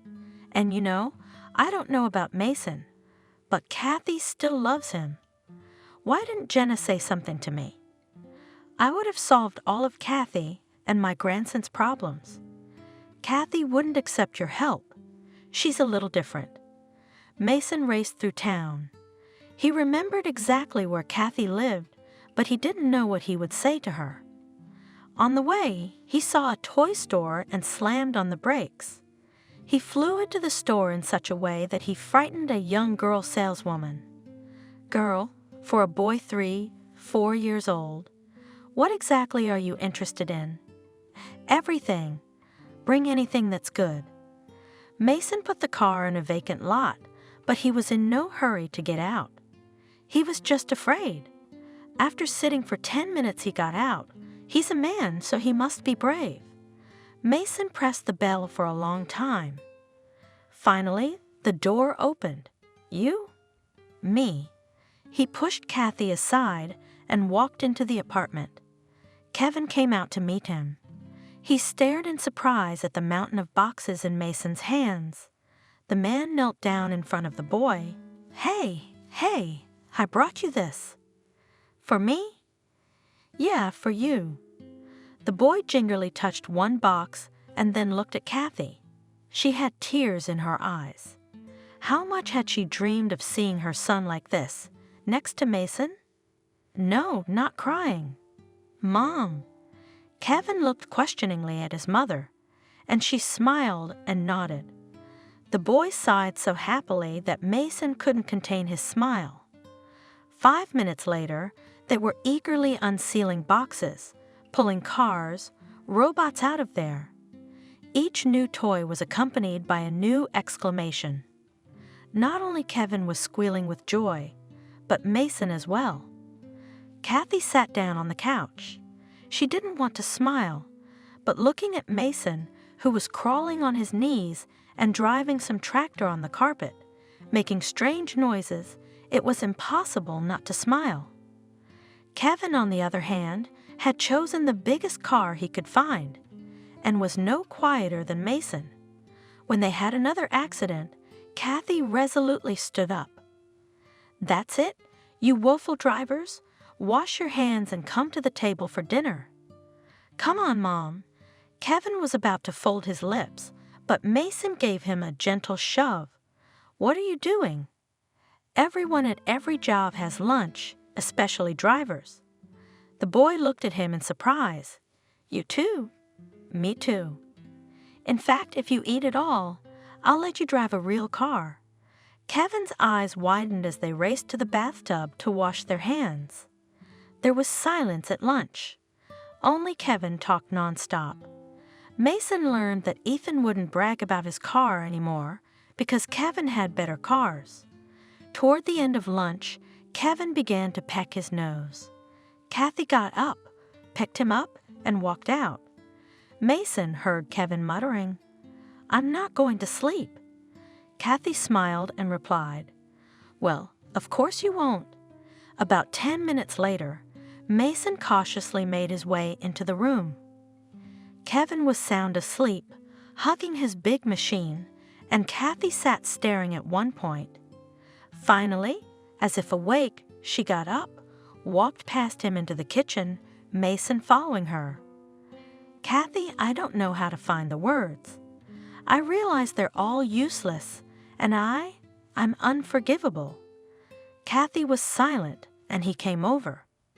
"Kathy, say something. You realize I'm not a step away from you now." She turned slowly, looked him in the eyes, was silent for a while, then said, "Are you sure you want all this?" "Of course I'm sure. I've never been so sure in my life as I am now." "Kathy, I realize that I've missed all the deadlines, that I've blown everything I can, but will you let me make it up to you? I'm not forbidding you. You can talk to Kevin whenever you want. That's not enough for me." She raised her eyebrows in surprise and then asked in a frightened way, "What do you want? Do you want to take him away?" "No, what do you mean?" "I want us to have a normal family. You know, a real family." Kathy moved away from him. "If it's for Kevin, then don't." "No, now, Kevin has nothing to do with it." She tried to move further away from him, but Mason pulled her against him. When he started kissing Kathy, it was somehow peaceful, somehow easy. That's what happens when you go back to a place you've wanted to go for a long time. They were interrupted by a phone call. Mason really didn't want to pull away from Kathy, but he pulled out the phone. It was Dad. "Mason, where are you?" "Dad, I'm at Kathy's with Kevin." "That's good. Is she around?" "Yeah, put it on speaker." Mason was surprised but complied with his father's request. "Kathy, I want to apologize to you. For me and for my little brat. I'm sorry, you forgive him. Don't waste time. I really want to be a grandfather." Kathy smiled faintly, and Christopher continued, "I'm calling you guys on business. Jenna and I just applied for a job. If you hurry, we'll be able to have the wedding on the same day." My father disconnected, and Kathy looked at Mason strangely. He, on the other hand, was looking at her. "Kathy, I'll tell you later all those words I should have been saying all along. I know you know how to make quick decisions. Please marry me. I'll make sure you never regret your decision. Anything to make Kevin forget forever that he ever didn't have a daddy." Kathy didn't think long. "I agree." Mason grabbed her in his arms, spun her around, and then grabbed the phone. "Daddy, please hold the place for us. Kevin will wake up and we'll be there." "I'm awake." Mason turned around, and there was a sleepy Kevin standing in the doorway, holding the same car. Mason smiled. "Dad, we'll be right there. My son woke up." It was the first time he'd ever said the words so freely, and Kevin looked at him seriously. "Are you my dad?" "Yes, Kevin. Where have you been?" Mason looked at Kathy confused, but she was already seated in front of his son. "Daddy's been working, and now he's back. Isn't he going away again?" Mason shook his head negatively. "Never." The boy thought for a moment. "Can I tell Ethan that I have a daddy too?" "Of course you can. You and I will tell Ethan together." Mason hugged his son's little body. What an unusual feeling. It makes you want to cry. The next day they were all at the orphanage. The children were still eating breakfast, and Mason, Kathy, and Christopher were arranging the presents. Mason was doing everything with one hand, and Kathy's palm was firmly clasped in his other hand. Christopher was smiling. He could see everything perfectly. Yesterday had been a wonderful day. He felt as if he had lost 20 years at once, no less. The door swung open. Christopher had barely had time to play a children's New Year's song, and the room was filled with children. They didn't rush to the tree, didn't grab the presents, just stood back and looked at everything with admiration. Kathy decided to take the lead. Then Mason joined her as well. They handed out gifts, pink bags, boxes to the girls, blue to the boys. When everyone had their presents, including Kevin, of course, Mason turned to Kathy. "I have a present for you, too." He pulled a small box out of his pocket. "Here, I'm sorry. I didn't get it yesterday because I didn't know if you'd send me away or not. I didn't think I'd be so happy today. Here, can I wear this?" Kathy held out her hand, and Mason took out a beautiful ring. Then he pressed Kathy's hand to his lips. They didn't see that Jenna and Christopher were standing nearby. They stood with their arms around each other and looked at them. "Daddy, help!" Mason looked at Kevin in surprise. He was even confused when he realized that Daddy was him. Mason smiled and sat down. "Of course, son. What's wrong? This town has never seen such a wedding in its entire existence." Of course, the wedding was at the Mason restaurant, which, by the way, has long been the most popular in town. There were so many guests that all the hotels were occupied, and the sellers of flower stores looked in horror at the empty shelves. We decided to sign in the restaurant, or rather, on the platform in front of it. At the door stood 3 men, 2 adults, and 1 small. 3 generations of men who would be happy today. All were wearing black tuxedos, including Kevin. He proudly held Daddy's hand, thought for a moment, and took Grandpa's hand too. "Dad, don't you think they should be here by now? It seems like we should have insisted that they all come together." "Yeah," Kevin said importantly. "Mom is never late." Mason smiled, and Christopher laughed. "Well, Mason, that means your Kathy will bring my Jenna on time." A white, long limousine was turning into the parking lot. Kevin gasped. "Wow, what a long car." They walked toward it. The car came to a stop. Mason opened the door and put his hand in Kathy's. She looked at it carefully and put her hand in his. Then Jenna appeared as well. Kevin gave them a serious look. "You are beautiful tonight, but I'm better." Everyone laughed, and Christopher said, "And we don't even doubt it." Kevin took Kathy and Jenna's hands and lent them to where the guests were waiting for them, where they were to become husband and wife. Weddings are fun, but the sooner it's over, the sooner he can get back to his cars. Subscribe and click the bell. Julia, how did you hear the exciting voice from the hallway? That gentle voice Julia would always recognize as her mother's voice. The woman burst into the chamber as if she had just fought 3 dragons to get here. The daughter only smiled weakly. She was lying in bed, coming off the medication the doctors had injected her with in an emergency. She was fine. Her blood pressure's up. Mom, Julia, the mother of 2 kids, asked about the kids. Maria was only 5 years old and David was 6. The mother touched on her daughter. Then she chuckled at the ridiculousness of it. "Mom, what are you doing?" Julia protested, removing Nancy's hand. "How can blood pressure have anything to do with temperature? What do I know? What have those doctors been injecting you with? Maybe they gave you drugs to calm you down." Julia smiled again. Her mother was a terrific woman, but she was very caring. Sometimes she was overprotective. As a child, Julia was always being taken to the hospital for the slightest headache. What if it was cancer? What if it was a dangerous disease? So Julia got used to hospitals, though not by choice. But this time she came here for a really serious reason. High blood pressure could cause terrible problems up to death. Symptoms of such a problem are hard to spot right away. You don't know what's making you sick or giving you a headache, so the people who called an ambulance were not wrong. It was really serious. In the hospital, the first thing she did was to lower her blood pressure, fill her with various pills, and very soon she fell asleep. Her ex-husband had driven her to such a state. And it all started a year ago. It was a cold winter. The clock showed 12 o'clock, but Liam still had no time. Julia spent her days babysitting.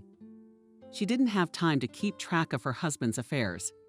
But when they became more frequent and Liam stopped coming home, she really got worried.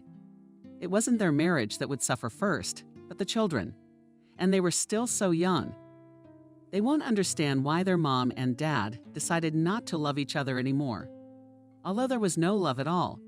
The last few years together, Julia has already regretted marrying this man 1,000 times. He works as a welder and drinks most of his evenings, which he could have given to his children. He spent with his friends in garages and other people's apartments. Julia had been pushing her mother to get a divorce for a long time. Only Julia was sure that Liam would reform. She would help him to get on the right path of goodness and love.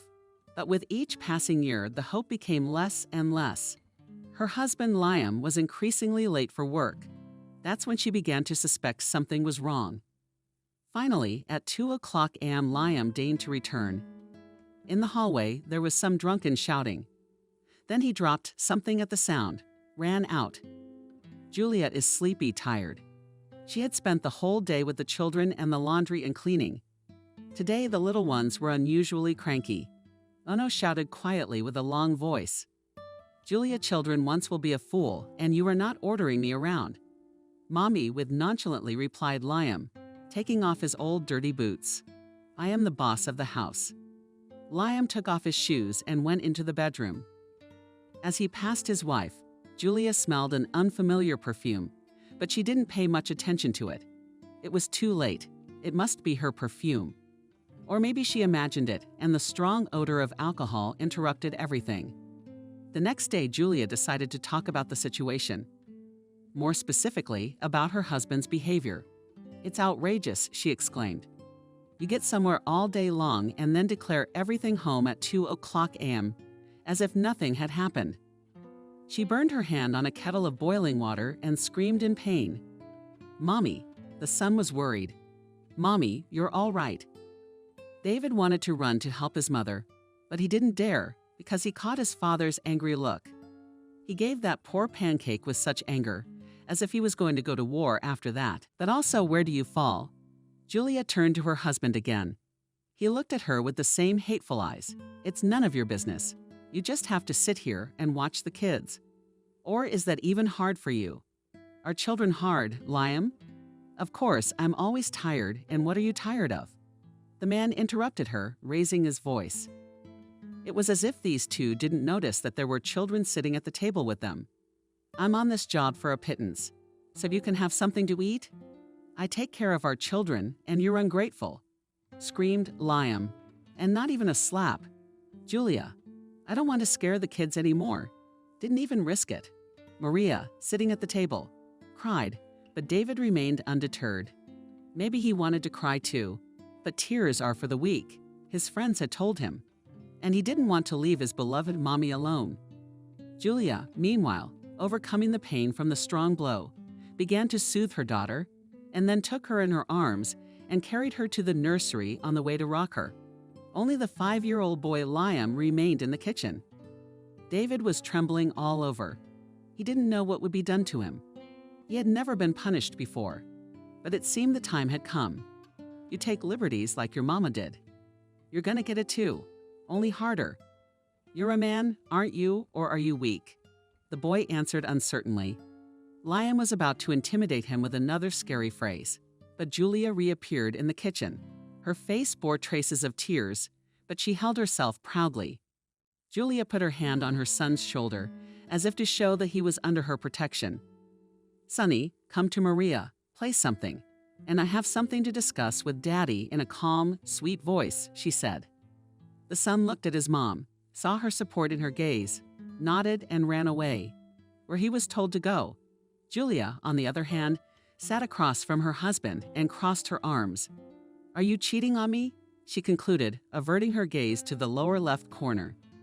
She didn't want to meet Liam's eyes because otherwise she wouldn't have been able to hold back her tears. And in a situation like this, you can't show weakness. "What makes you think that?" Liam grinned. "I smelled the perfume yesterday, and today I found a gold earring in your pants pocket. I hate gold. And even so, there's something wrong with you." And after saying that, Julia finally looked up at the bastard. He dares to ask such inappropriate questions. He's trying to piss her off, but Julia won't let him. He has already humiliated her in the eyes of their own children. "How dare you say that?" Barely holding back tears, she asked. "I don't understand your indignation." "Sweetheart," her husband grinned. "That's what everyone does. Understand, after the birth of children you have changed, and not only internally, but also externally. You stopped taking care of yourself. Completely tastelessly, you dress," said Stella. "Why are you so surprised that I found someone on the side?" "What kind of asshole are you, Lesh? Pack your things and get the hell out of here." And then Liam smiled evilly and clouded Chelsea's back. "Honey, kids need a father. Without a father, they grow up to be incomplete, weak individuals. Is that what you want, for everyone to bully David for not having a father? And then everyone's gonna start questioning who your kid's father is. And then they'll call you a fallen woman. Is that what you want?" There was silence in the kitchen. It was broken only by the noise of the road outside. Julia couldn't understand what the man across the street was talking about. But after weighing all the pros and cons, she realized that it made sense. Her greatest fear was that the children would not have a father. She just wanted a happy, complete family. But why did fate set her up with such a jerk? Well, Julia began proudly after a short thought. "You're right about the kids, but I'm leaving this marriage just for them. It's over between us, and it's your own fault. Yes, God forbid." Liam said relaxed and left the kitchen, leaving Julia alone. "Julia, Julia. Jesus, Julia," shouted Nancy, almost burst into the apartment, and on the move, taking off her jacket and shoes. Her daughter came out of the nursery only 2 minutes later. "Mom, what are you doing here?" Julia didn't understand. "Julia, I just saw such a thing. I told you. Yes, not Tommy, you've already boringly ranted." Julia is emptying the laundry basket. It's been a real chore. She'd just put the kids to bed. Laundry and cooking. And here was her mother with some overwhelming news. "Liam is cheating on you," Mother said almost cheerfully. She thought the news would make a sensation. After all, she had been waiting for it, waiting for her daughter's divorce from this uneducated asshole. And now the day had come. The real reason for the divorce had finally arrived. But Julia, to her mother's surprise, only shrugged her shoulders as if it were mundane news and went on with her business. Nancy, even dumbfounded, she squatted down to get in line with her daughter. "Daughter, can you hear your Liam?" "Yes, I can, Mom." Julia couldn't stand it and stood up to her full height. In anger, "I'll throw my dirty laundry on the floor.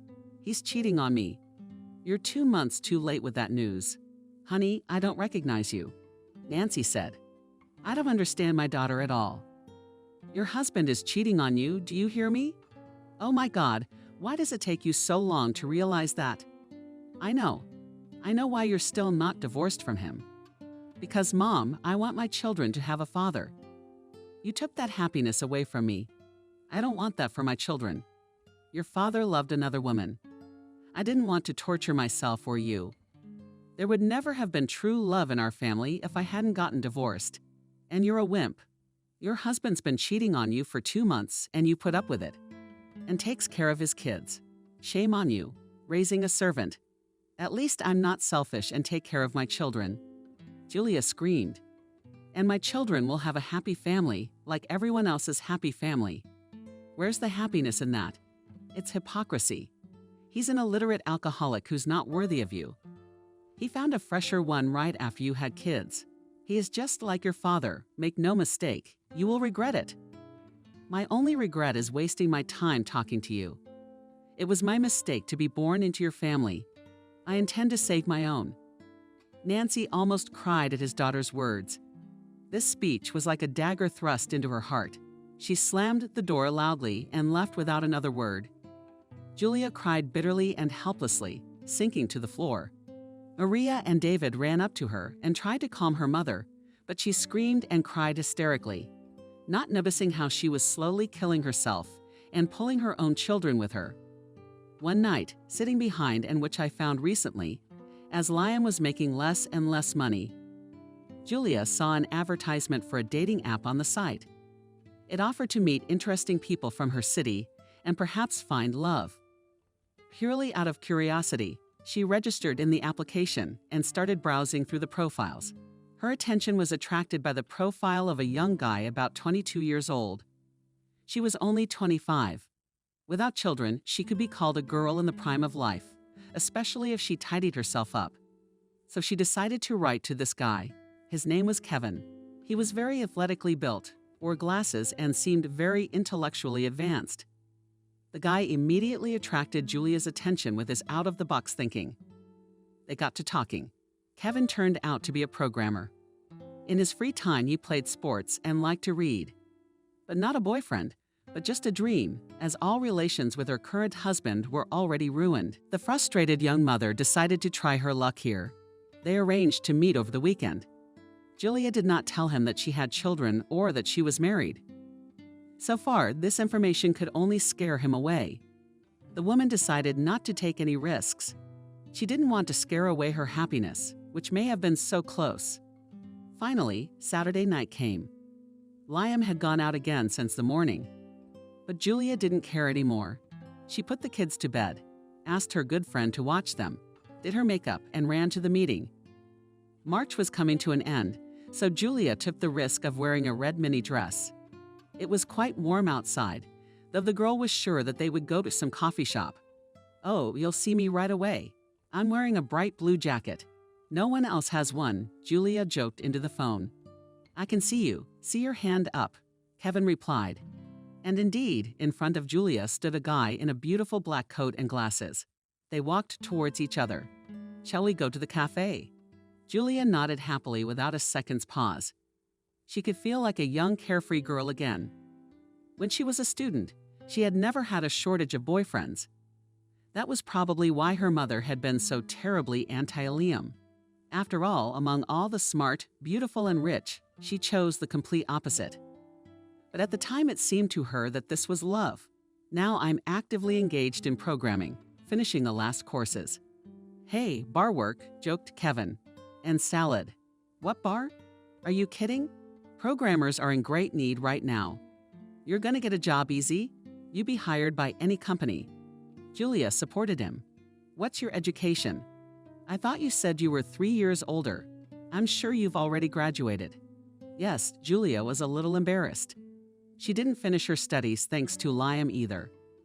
Love played tricks on her, and now she works as a manager of an online store for pennies. She could have been a very good philologist. She always wanted to work for a big publishing house. But no company would hire her now. No one wants uneducated people like her. "I graduated in philology. Now I work as editor-in-chief of a major channel." Julia lied. She was always good at lying. "Well, that's cool. I bet you have a lot of useful connections," the guy remarked. The girl smiled and nodded affirmatively. Soon dinner was over. Kevin paid the bill and the couple went outside. "You know, I don't like March," Kevin informed her, looking to dull. The cafe they had dinner at was in the middle of a park, so they walked straight out onto the dark paths, lit only by street lamps. "Why?" Julia asked. "It's slush, here snow, there grass, here earth, all mixed up, creating chaos. In my opinion, it couldn't be worse." The girl only silently agreed.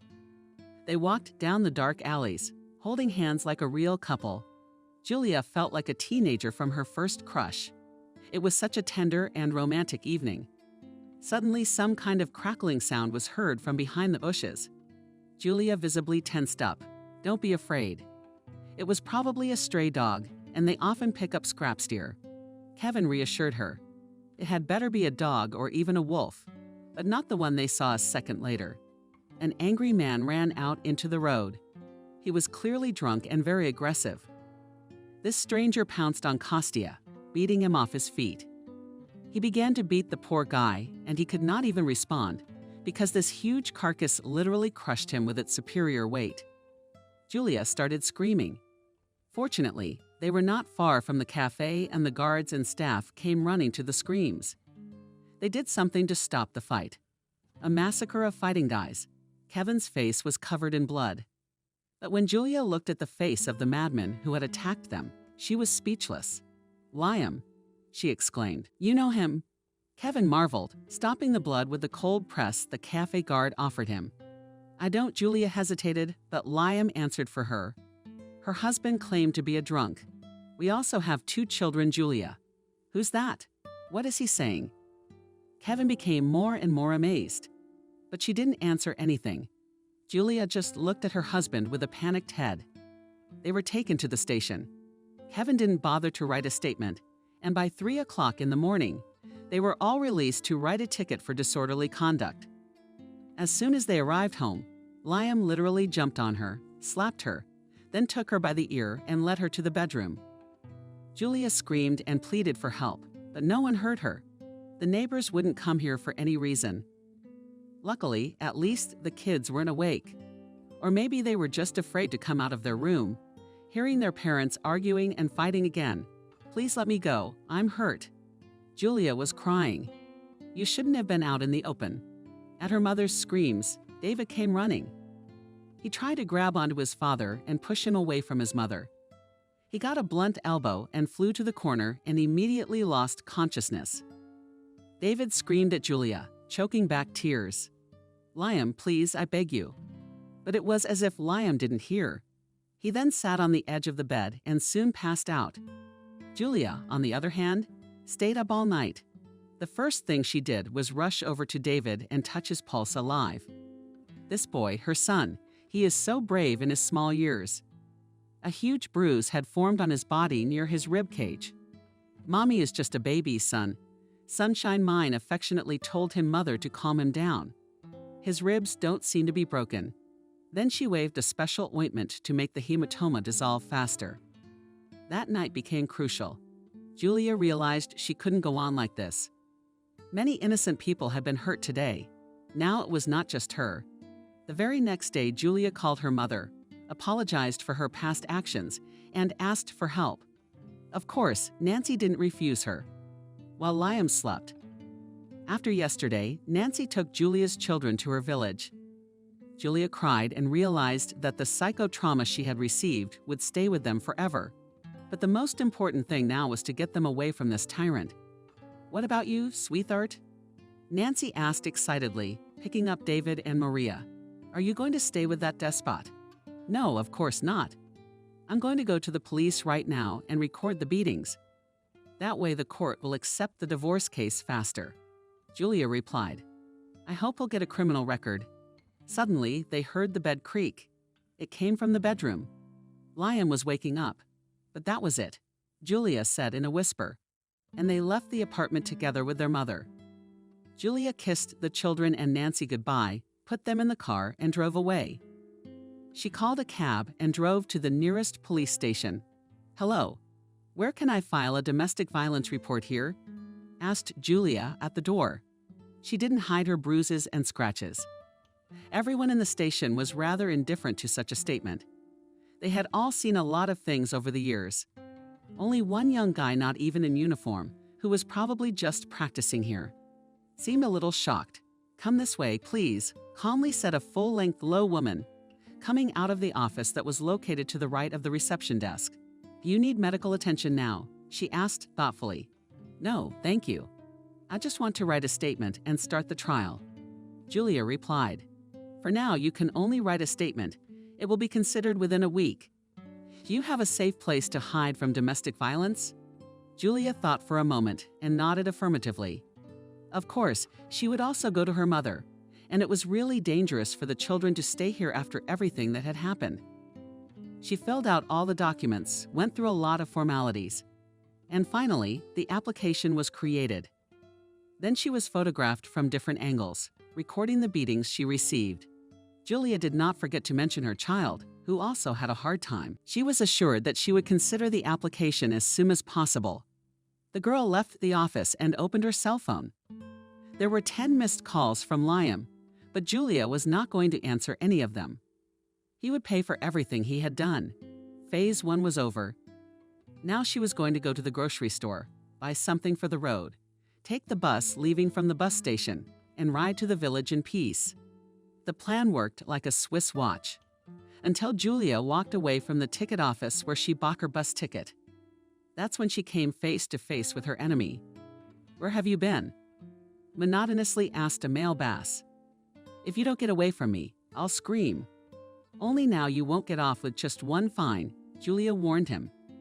She was about to go further, but her wrist was squeezed by Liam's hand where the children were going. "Really?" asked her husband. "I won't tell you that even under the most horrible torture. And I know where you are going, not there." Only for a moment, Julia's gaze showed fear. He knows he'll find them. This man is capable of anything. He can even kill and get away with it. "You're wrong. I'm not going anywhere with improvised and Julia. Although that's a lie. It was a white thread." "Yeah, well, why'd you buy the ticket?" "That's none of your business." "Bastard," the victim said angrily and spat in his face. He dropped his hand in surprise, trying to wipe his eyes.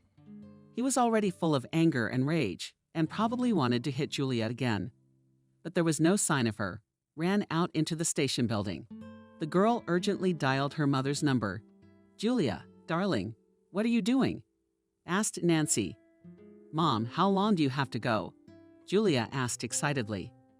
"Well, 2 more hours for sure. What's wrong?" "I'm turning around right now. We have to hide somewhere in the city." "Any idea where?" "Yes," the woman replied thoughtfully. "Probably Betty's." "What's this all about?" "And what I said. I'll explain later. Just hide the kids and write down Aunt Betty's address. I don't really remember where she lives. I'll come over tonight as soon as I can." Julia didn't wait for her mother's answer and hung up. She said everything that was needed. Now it was impossible to delay. The girl realized that Liam would try to get to the children by any means necessary. And only God knows what will happen then. Soon the court would decide everything. In the meantime, she had to hide and keep her head down. She knew the law was on her side, but she had to protect herself. Her husband is completely out of control, crazy, aggressive. He needed to be treated, but it was advisable for him to serve a couple of years in prison first to get his brain back in place. Toward evening, Julia received a message from her mother with an address. She immediately drove up to the place. The house was an ordinary, brick, gray, 9-story building. She dialed the code. She went up to the 5th floor and rang the doorbell. The exhausted mother felt only anxiety and excitement. After all, she hadn't seen her children all day. They must be under tremendous stress being in a strange apartment with a stranger. The door was opened by Betty, a friend of the mother's. She was quite thin, seemed to be suffering from anarchy. "Julia, come in." Betty invited her in. As soon as Julia entered the apartment, the kids immediately ran up to her. Maria was crying, hugging her mom's leg, and David was standing proudly, facing her and smiling. "Thank you for taking care of your little sister." His mother praised him, stroking his head. Julia looked around the hallway. The apartment was a 3-room apartment to the right, leading down the hallway to the kitchen. To 2 sides were rooms with a door. One of them was open. The girl entered there and saw her mother sitting surrounded by 2 cats on the couch. She was reading a book, but as soon as Nancy heard footsteps approaching, she turned her head. Her face immediately seemed to glow. She must have been really looking forward to her daughter and must have been insanely worried. "Julia, are you here?" Nancy exclaimed, threw herself into her daughter's arms. "What are you doing with that impulse freak?" "He was looking for the children. That's why I asked them to hide them here until the court date." "No, but hopefully he'll contact me soon. I'm thinking of hiring a lawyer." Nancy gestured for Julia to sit down on the couch. But Sweetie stretched out thoughtfully. "Mother, a lawyer costs money. I don't think we can afford one. For a case like this, I'm willing to get that money somewhere." Julia answered seriously. "You don't know one thing," Nancy began, lowering her head. "What is it? Tell me. You were right to send me here and not to the village. Liam today, he was there. That's what the neighbors told me. What did he want? Julia asked. She knew the answer to that question perfectly well. He asked people where we were, where David and Maria were, where we could go. But our neighbors are good, and they don't know anything. That's why your Liam is unanswered. He won't take my children, Julia said firmly. A few days later, Julia got a call from the police. A criminal case was opened. The trial was scheduled for the 20th of April. There were still 2 weeks left. By that time, she would have time to hire a lawyer. But in fact, she did not need a paid defense lawyer because all the evidence was there, and there were enough witnesses. However, Julia decided to reinsure herself. As she was informed, Liam was also to receive a summons. Julia did not know where he was, how he was, but she was sure that he would show up to try to take the children away from her. Of course, all of this was taking its toll on her emotional state. She began to suffer from insomnia. Her doctor prescribed pills, but they didn't work. She took a walk with her children once every 3 days and tried not to go outside. Liam, though he was a drunk, was really dangerous. And after beating an innocent guy, Kevin, with whom Julia risked going on a date, the girl thought that he was even capable of murder when he was under the influence. He's crazy and could do anything. Going out to the store or on errands, Julia. Looking back almost every minute, she was scared to death of being followed. She was literally shaking with it.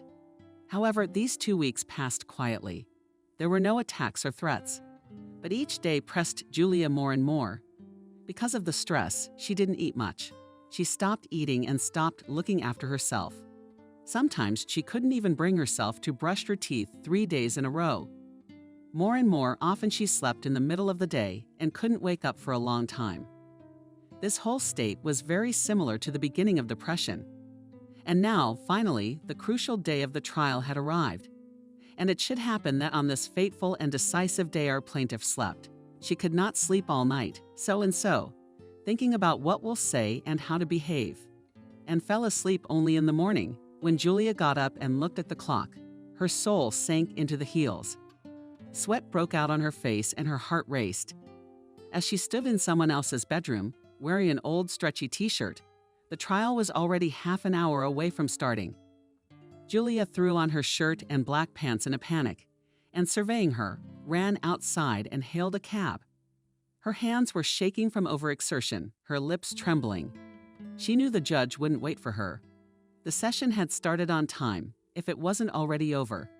As soon as the car slowed down, Julia jumped out of the car and ran into the building. There they tried to stop her, asking her some unnecessary questions. However, she looked like the guards just let her pass in peace. She just had to show up to the damn court, which had been going on for probably an hour already. When she burst into the courtroom, everyone present turned their indignant gazes on her. Who were all these total strangers to her, stone-faced, paying no attention to this public? She walked through and sat down in the plaintiff's seat. Her lawyer was simply furious, but Julia ignored his gaze as well. She turned her head to the right. Julia saw Liam. The asshole had shown up. He was wearing a smoothly laid out white shirt, jacket, and tie. Yeah, she hadn't even seen him looking like that at a wedding. The scoundrel was so degraded, as if he hoped to win the case.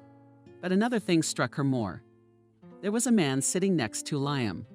And of course, it could only be his lawyer. Where did he get the money for a lawyer? He wasn't supposed to have a public defender either. But they didn't stand a chance anyway. That's what Julia thought until the court issued its final judgment. The plaintiff's motion for dissolution of marriage is denied, due to the failure of one of the spouses to appear in court. The plaintiff's request to deprive the defendant of parental rights is also decided to reject, as the plaintiff has not provided sufficient evidence and grounds for his claims. The defendant is ordered to pay a fine of $1,500 to the plaintiff for causing minor injury. Case dismissed. The world seemed to go out from under Julia's feet when she heard this decision. She turned around. No one in the audience was even surprised. The girl looked at her lawyer, looking for support, but received only disappointed. And glaring, he gathered his papers and left the hall. Julia rushed after him. Nick, she shouted after him. Wait. Finally, the girl was able to catch up with him. Please, where are you going? Julia yelled. She was clearly speaking out of emotion. Victor stopped, lowering his head. He was very angry and upset. You could see it in him. Your case was on and simple. We could have not only punished that impertinent man, we could have put him behind bars. But you didn't warn me about your punctuality. And that's how it turned out. I regret getting involved with you, because now I have a terrible stain on my reputation. I could lose my clientele. I have nothing more to say to you. I wish you all the best.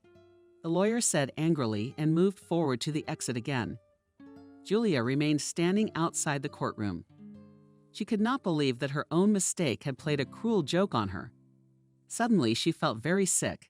She felt dizzy. Her eyes went black and her legs went weak. Pain seemed to throb in every cell of her body. She was shaking. Julia didn't even remember the moment when she lost consciousness. When she opened her eyes, the first thing she saw was a girl in a white robe and a white cap. She had placed something on the bedside table next to where Julia was lying. As soon as the nurse noticed that the patient had regained consciousness, she immediately rashly jumped out of the room. Julia turned her head with difficulty and looked around the room. It was an ordinary hospital room. She wanted to get up, but felt a sharp pain in her arm. Looking there, Julia saw a wire attached to her wrist. It looked like an IV. The woman tried to sit up, but any movement immediately caused a terrible pain in her head, especially in the back of her head. Suddenly, Julia felt something warm running down the nose of her lip crease. When that liquid hit the tip of her tongue, the girl realized it was blood. She wanted to stop it, or at least wipe it off, searching with her eyes for a tissue. But then a young doctor burst into the room. He was holding a clipboard with a lot of papers. As soon as the doctor saw the patient bleeding, he ran over to her and put a handkerchief to her nose. "Eyes here?" he shouted. The nurses running down the hallway should tilt their heads forward like this. He turned to Julia. She did as instructed. The blood flowed even more. But at that moment, a girl came and handed him a bag of ice cubes. The doctor immediately applied it to his nose. After a few minutes, the bleeding stopped. It was not that Julia was afraid of blood or that she had never had anything come out of her nose. However, such a quick change of events did not sit well with her. All she remembered was that she fell right in the courthouse. Everything else was a blur. "Well, we stopped your blood," the doctor said, smiling. "Now we can get to know each other. My name is Robert. I will be your doctor." The girl looked at him with a meaningless look. Her head hurt so much that it took her a long time to get the meaning of what he said. Robert just raced Julia, writhing in pain. "I have a very bad headache and oh yes, of course. That's what I've come to prescribe you medication for. Give me your left arm, please," asked the boy. The girl held out her hand to him, which had a catheter on it. The doctor unscrewed the cap. He checked something, wrote it down in his papers, and told the nurse to put new drugs into the system. After a few minutes, Julia felt noticeably better. She rolled her eyes in pleasure. It had been a long time since she felt like this, like she'd been beaten over the head with a hammer all day and had needles stuck in her body. And now, right now, she felt completely at peace. There was no pain, no pressure, no pulling. The world seemed to have moved away, narrowed down to the sides of this hospital room. Here, at last, nothing bothered her. She had even forgotten about the doctor's presence. "Well, I see you're feeling better," Robert remarked. "Then please listen to me." Julia opened her eyes and put them on your ears. She was now ready to take in information, so she looked intently at the man sitting in front of her. "You lost consciousness for a reason. You had a hypertensive crisis. In simple terms, your blood pressure was very high. It could be due to stress, poor diet, lifestyle. A lot of factors go into it. But we're not in a physiology class to study all those causes. It is what it is. You have very poor hormones and a concussion from the fall. That's why you were brought to us. Now I'd like to suggest hospitalization. Hospitalization. No, I'm sorry, I have children. How long have I been here? Where are my children? What's wrong with my family?" Julia bombarded the doctor with questions. "Julia, please calm down. The first thing we did was notify your mother of your condition. I'm sure she's on her way here now, And also that your children are fine. No, he took them. He'll take them. They need to be hidden. Call the police, the girl shouted. A machine beeped. Behind her, Julia's head ached again and her heart began to pound frantically. Well, now we've got another blood pressure problem. Your body certainly doesn't need this kind of swing. Upset, the doctor said. Turning off the machine, he injected something into her vein again. What made the patient drowsy? The last words she heard were, "You need to rest now, and then you'll sort out all your problems." And Julia fell back to sleep. Mom, where are the kids? Julia asked more seriously. The smile was gone from her face. I have them, dear, but not for long, it seems. Liam has declared his desire to take them away. While you are in the hospital. Upset, Nancy replied. You can't give them to him. Mom, he's crazy. He could do anything. It's like giving your children to death, but there's nothing you can do. It's the court's decision. All because of me, Julia whispered. She wanted to cry, but she refrained from crying. They wouldn't help the problem. Honey, what did the doctor say to you? Did he suggest hospitalization? He says there's something wrong with my head. I mean, nerves. Do it. My mother answered right away. And David? And Maria, that tyranny oppresses them, will destroy them. Julia, you've only been here one day. During this time, I managed to appeal against the court decision and also talked to Viktor Nikolaevich. He's ready to try again, which I've had time to do. You just have to know how to talk to people. Now please agree to be hospitalized. You'll get help here. I can't see my daughter anymore. I'm so miserable. You've completely lost your appetite. You're so nervous. You're developing depression. And I read it can lead to cancer. Mom. Julia interrupted her. What are you talking about? The woman covered her daughter's hand with her palm. We'll get out. I'll let you know everything that happens. Please get well. I want my beloved Julia back. Julia nodded understandingly and said goodbye to her mother. They agreed to call each other every day. The woman signed all the papers for hospitalization, and the next day she was transferred to another ward. She underwent all the tests, was prescribed treatment, and began her journey to recovery. Her attending physician was the same Robert. When they got to know each other better, Julia found out that he was 30 years old and had been practicing medicine all his conscious life. Medicine had been his calling since he was a child. He really turned out to be a good doctor, very caring, understanding, able to hear and listen just like in the TV series about doctors, and instilled in all his patients complete trust. Here the tortured young mother finally found a long-awaited rest. She often read, walked along the hospital square and paths, and slept a lot during the day. All these simple pleasures of life were not available to her in her previous ordinary life. Her husband never took her anywhere. There was no vacation at all. Work, house, children, laundry, cleaning, cooking. The biggest entertainment, walking in the playground and going to the supermarket. Here in the hospital, Julia felt a breeze of freedom. She followed the regimen correctly, ate right, and tried not to be distracted by the outside threatening world. Every day she called her mother, and she gave her all the news. Liam hadn't picked up the children yet and had disappeared. It was rather strange behavior because he was so eager to have them. But this, of course, was to her advantage. The children lived in the village, at Nancy's everyday walked, played, drank steamed milk. In general, at last they lived a quiet and normal life. A few days later, Nancy told Julia that the appeal had been heard, and she could try again to divorce Liam, as well as deprive him of custody. I couldn't be happier. Finally, Julia could cut all ties with this tyrant and forget him forever. One night, the phone rang. The numbers read 315. It was very strange and frightening. It was my mother calling. My heart went back into my heels and sweat came out on my palms. Julia, Julia, are you asleep? Nancy shouted. Now Julia was finally awake. Did something terrible happen? No, Mom's gone. What happened? Daughter. Liam, you're a Liam? A woman sobbed, as if it wasn't the first time she was hysterical. Mom, what happened? I came from the village to check on your apartment. Julia, there's nothing of value left there. He took everything, all the valuable appliances.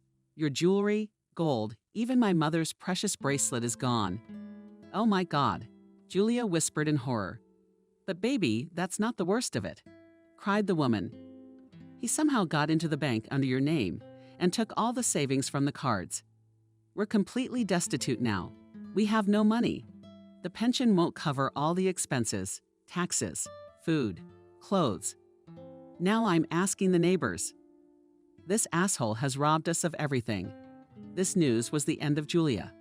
She was back to square one, to the state from which she had been struggling for a week. She wanted to cry and scream again. Liam had ruined her life, and now he'd sneak off like this. This time he was unlikely to show up in court to dissolve the marriage. He could have gone anywhere. Julia had been saving that money for a rainy day. One day she hoped to save enough to pay her children's university fees or buy them some sort of starter home. She never used that money she had saved for 5 years. How she hated her husband now, with every fiber of her scarred soul. The next day, Julia did not wake up until close to lunchtime.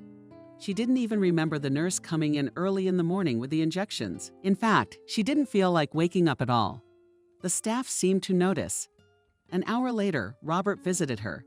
He knocked on the door and slowly entered the room. The guy sat down in the chair next to the bed.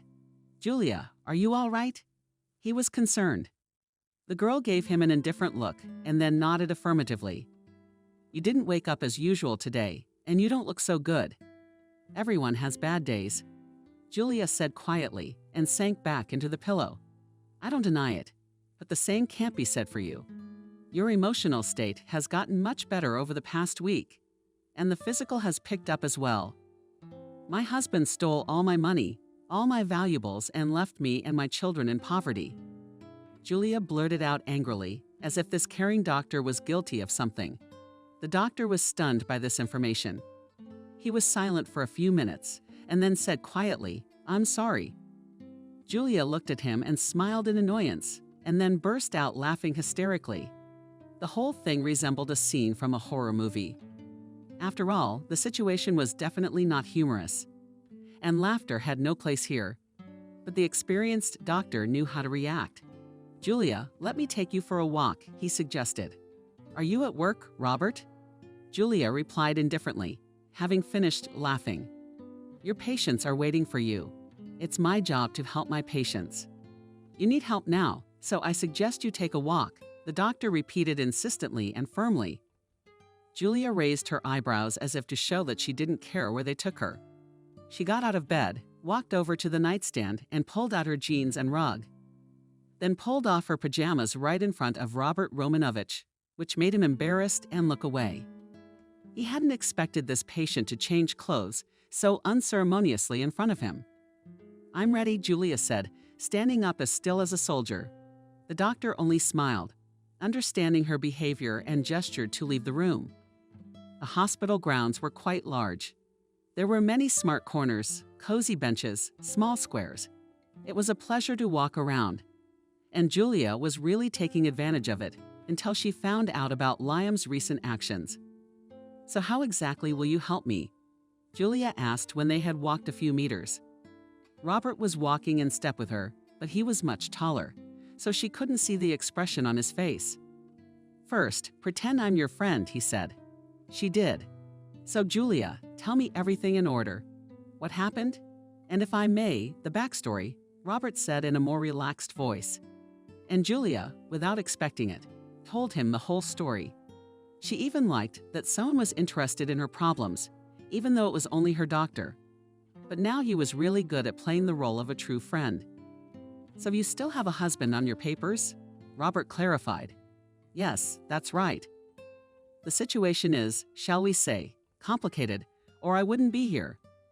I need to get him to agree to a divorce, because otherwise it's going to get very complicated. I mean, we have kids. You know, a good friend of mine works for a very powerful law enforcement agency. I think he might be able to help you find your husband and the money he stole. That would be very nice of you, but you don't have to do that.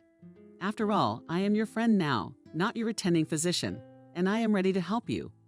Robert replied seriously. Julia only smiled back. It was a very nice gesture. On his part, she was flattered that at least someone in this world, other than her mother of course, was going to help her. She hardly had any real friends at all. Julia had always managed on her own. She was even a little flattered that such a handsome young doctor was paying attention to her. She felt a little better after that conversation. The next day, Robert surprised her. He brought a whole bag of ice cream to the hospital. He even remembered that she was very fond of chocolate and bought her a lot of ice cream in that flavor. If he wanted to make her feel better, he really did it. You know, there's an amusement park near the hospital. Would you like to go? Robert suggested it, while he was giving the girl her medication. What about the regimen? Julia grinned. I'm your attending physician, so I strongly suggest you have fun. In a stern tone, he said and added more simply, Well, I have to go now, but I'll see you soon, Julia. Julia smiled back. She realized that Robert was paying attention to her for a reason. He liked her, and she herself could reciprocate such an interesting young man. But things were very uncertain between them. He's her attending physician, so dating him would be wrong somehow. The same as dating a professor from her department. However, Robert was helping her and her family with the search for Liam. Today, just before the ice cream surprise, a very serious man with terribly penetrating steely eyes and a strict expensive suit came straight to her room, asked all the details, photographed the documents, and said that he would take the case. Apparently, Robert was not deceived. He really had connections in the authorities.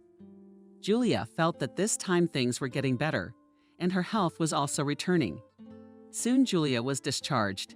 She seemed to be completely healthy. As fate would have it, Liam was also found on the same day. He was immediately taken into custody until the trial, which was to take place a few days later on May 18. And that day, Julia did not sleep. She had not yet gone to visit the children, who were all right in the village with their mother, and had decided to devote all her time to recovering from such a long absence in the apartment she had left completely livable. Indeed, there was no more washing machine, microwave, or television. But that didn't really stop her from being there. She stopped washing all her things. The floors noticed the new bed. But her spirits were already calmer. In the evening, she got a text from Robert. Hi, I hope you're awake. Going outside, Julia was surprised and typed the quite logical question, why? Just go outside, Julia, replied Robert and walked off the net. This really intrigued her. She left her coat and actually rushed to the exit. She couldn't wait to find out what Robert was up to. And this guy was really turning out to be a romantic. As soon as Julia came out of the entrance, she saw a huge bouquet of roses, and behind these luxurious flowers hid a smiling Robert. He walked up to his former patient and handed her this gorgeous bouquet. Julia, I realize you just got out of the hospital, and we saw each other this morning. The guy started off tentatively, and maybe none of this is at all appropriate right now. But I want you to be my girlfriend. Julia was quite a bit surprised at the proposal. She was sure that sooner or later Robert would ask her to go out with him. Women always sense these things. But in order to do it in such a big way, with such approaches and gorgeous flowers, you know that now you have to make the proposal even cooler. Julia joked. The guy nodded affirmatively, but you could see in his eyes that he was nervous and waiting for an answer. He folded his hands behind his back and shifted from foot to foot. In a way, Julia even liked that he was so worried. It seemed awfully sweet, but she decided not to torture him anymore and gave him a very specific answer. Well, of course, I agree to be your girlfriend. The guy almost jumped for joy. He approached Julia and kissed her gently on the lips, and she was over the moon. How long it had been since she had felt free from all the obligations of freshmen who had just confessed their love. From that moment on, they became a couple, and Robert was not at all embarrassed by the fact that Julia was already married. In a couple of days, the matter would be settled. And if not, he would do everything to get this Liam away from his beloved forever. He was not embarrassed by the fact that Julia had 2 children. On the contrary, he always dreamed of having kids. He was good with children and would be a great father. Robert was really a wonderful young man. Of course, Nancy was sure to like him, but she didn't know he existed yet. Julia decided it would be best to keep quiet about him for the time being, until the relationship with her ex was cleared up. Of course, that news could wait. To her mother, Robert was simply being her attending physician good, and had already discharged her from his care as an attending physician, nothing more. The day of the trial kept getting closer and inevitably came. This time Julia set 22 alarm clocks so that she would definitely not oversleep. There would be no other chance. She woke up herself even earlier than the alarm. Calmly she got up, had breakfast, got ready, and drove to the courthouse. With Robert, they had agreed that he would not appear in public for the time being to avoid unnecessary publicity. There was no telling how the judge or anyone else would react to him. For example, her mother, like Julia last month, saw Liam at another table, to her right.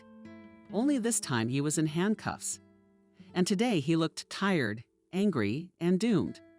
Of course, justice was completely on her side this time. Julia's lawyer provided all the documents that were very good arguments against Liam. The ex-husband was assigned a public defender this time. Julia was even a little upset. She wanted at least some kind of fight, even though she knew that she would be the winner of this story. But she thought there would be some resistance from Liam. But her husband was already completely down, resigned to his fate, and he didn't care about himself or his life. To the citizen for theft on a particularly large scale to assign criminal punishment, which entails imprisonment for 5 years. Also in the framework of civil proceedings to assign compensation for the harm caused in the amount of. Read monotonously the judge. The next court hearing took place in another hall. This time about the dissolution of marriage. Liam was no longer here. He was taken away from the previous one and taken into custody. Julia stood again and listened as the judgment was read out. The marriage to citizen Julia is dissolved. Custody of the minors, David and Maria, is fully transferred to the legal representative of the birth mother of the minors, Julia, citizen Liam. The payment of alimony in the amount established by applicable law from all types of income shall be ordered. This decision is final, shall enter into legal force. Something else was said, but all words merged for Julia in one simple phrase: everything is over. The trial is over. Her marriage to Liam is dissolved. She and the children were no longer in danger. How relieved was she? Finally, everything in the courtroom came into motion. The judge withdrew. The clerk of the court was folding papers. Nancy immediately ran up and wrapped her daughter in her arms to congratulate her on her victory. "Daughter, this story is finally over. How happy am I? We must celebrate," exclaimed Julia's mother, walking with her to the exit of the courthouse. "So strangely," pronounced Julia. "I've been here 2 whole times, but I'm walking out of this building with my own feet." She laughed for the first time. Her mother gave her a wary look and supported her under her elbow. But as soon as they were out, Julia was seized with chills, and she almost fainted again.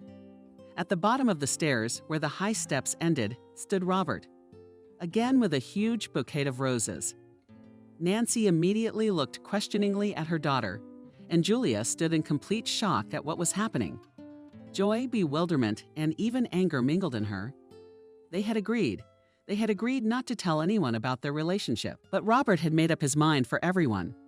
Julia had no choice but to smile at her mom, take her hand, and walk over to her new boyfriend. Mom, trying to play her part, joyfully began, "Julia, this is Robert, my young man. You know him already, but not in this capacity." At the same moment, the former doctor handed Nancy a second bouquet of roses, which he hid behind his back. Julia gave him a judgmental look, but she couldn't make a scene in front of her mother. Nancy, as her face eloquently testified, must also have been amazed at all that was going on, but the flowers softened her, and she said, "Robert, it's a pleasure. You know, we won the case." "Yes, there was no doubt about that," Robert replied with a smile. There was an awkward silence between them. Then Nancy spoke up again. "Would you like to celebrate with us? It's a wonderful occasion." Robert looked at Julia, who with her eyes begged him not to agree, but of course he did the exact opposite. Of course, the esteemed Nancy helped him mother Julia. Together, they got into Robert's car and drove to Julia's apartment.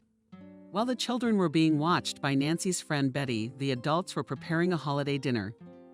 Nancy watched TV and cut everything for the olive salad. Robert stood in front of the stove cooking calamari, and Julia was washing dishes next to him.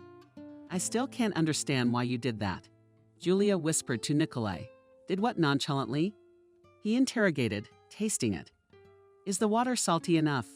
I told you not to advertise our relationship. This is the time. But you didn't listen to me." "I think your mother liked me," the boy smiled, turning to Nancy and checking to see if she was still here. "Undoubtedly, you know how to make a good impression.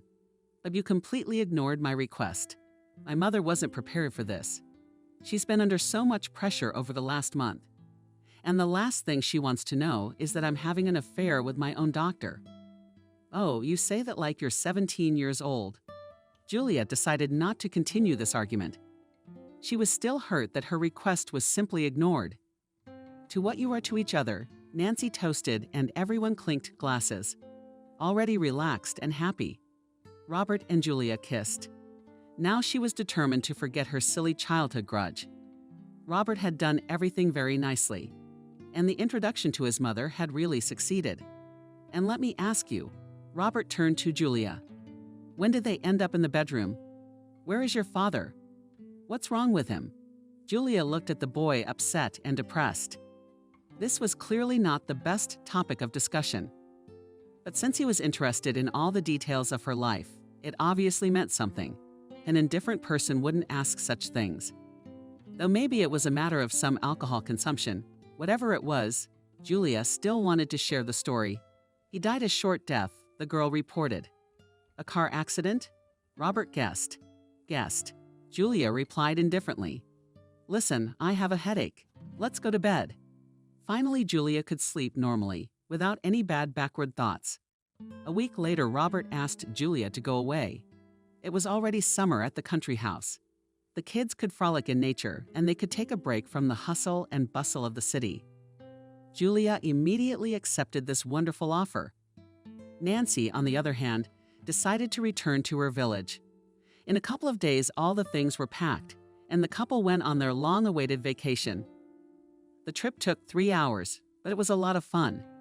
All the way they listened to music, talked, socialized with the kids. They looked like a real happy family.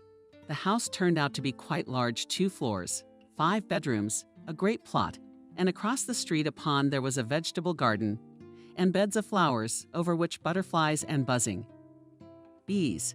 Just the truest paradise on earth. Robert inherited this house from his father. He didn't know much about it, but he was certainly a very good man.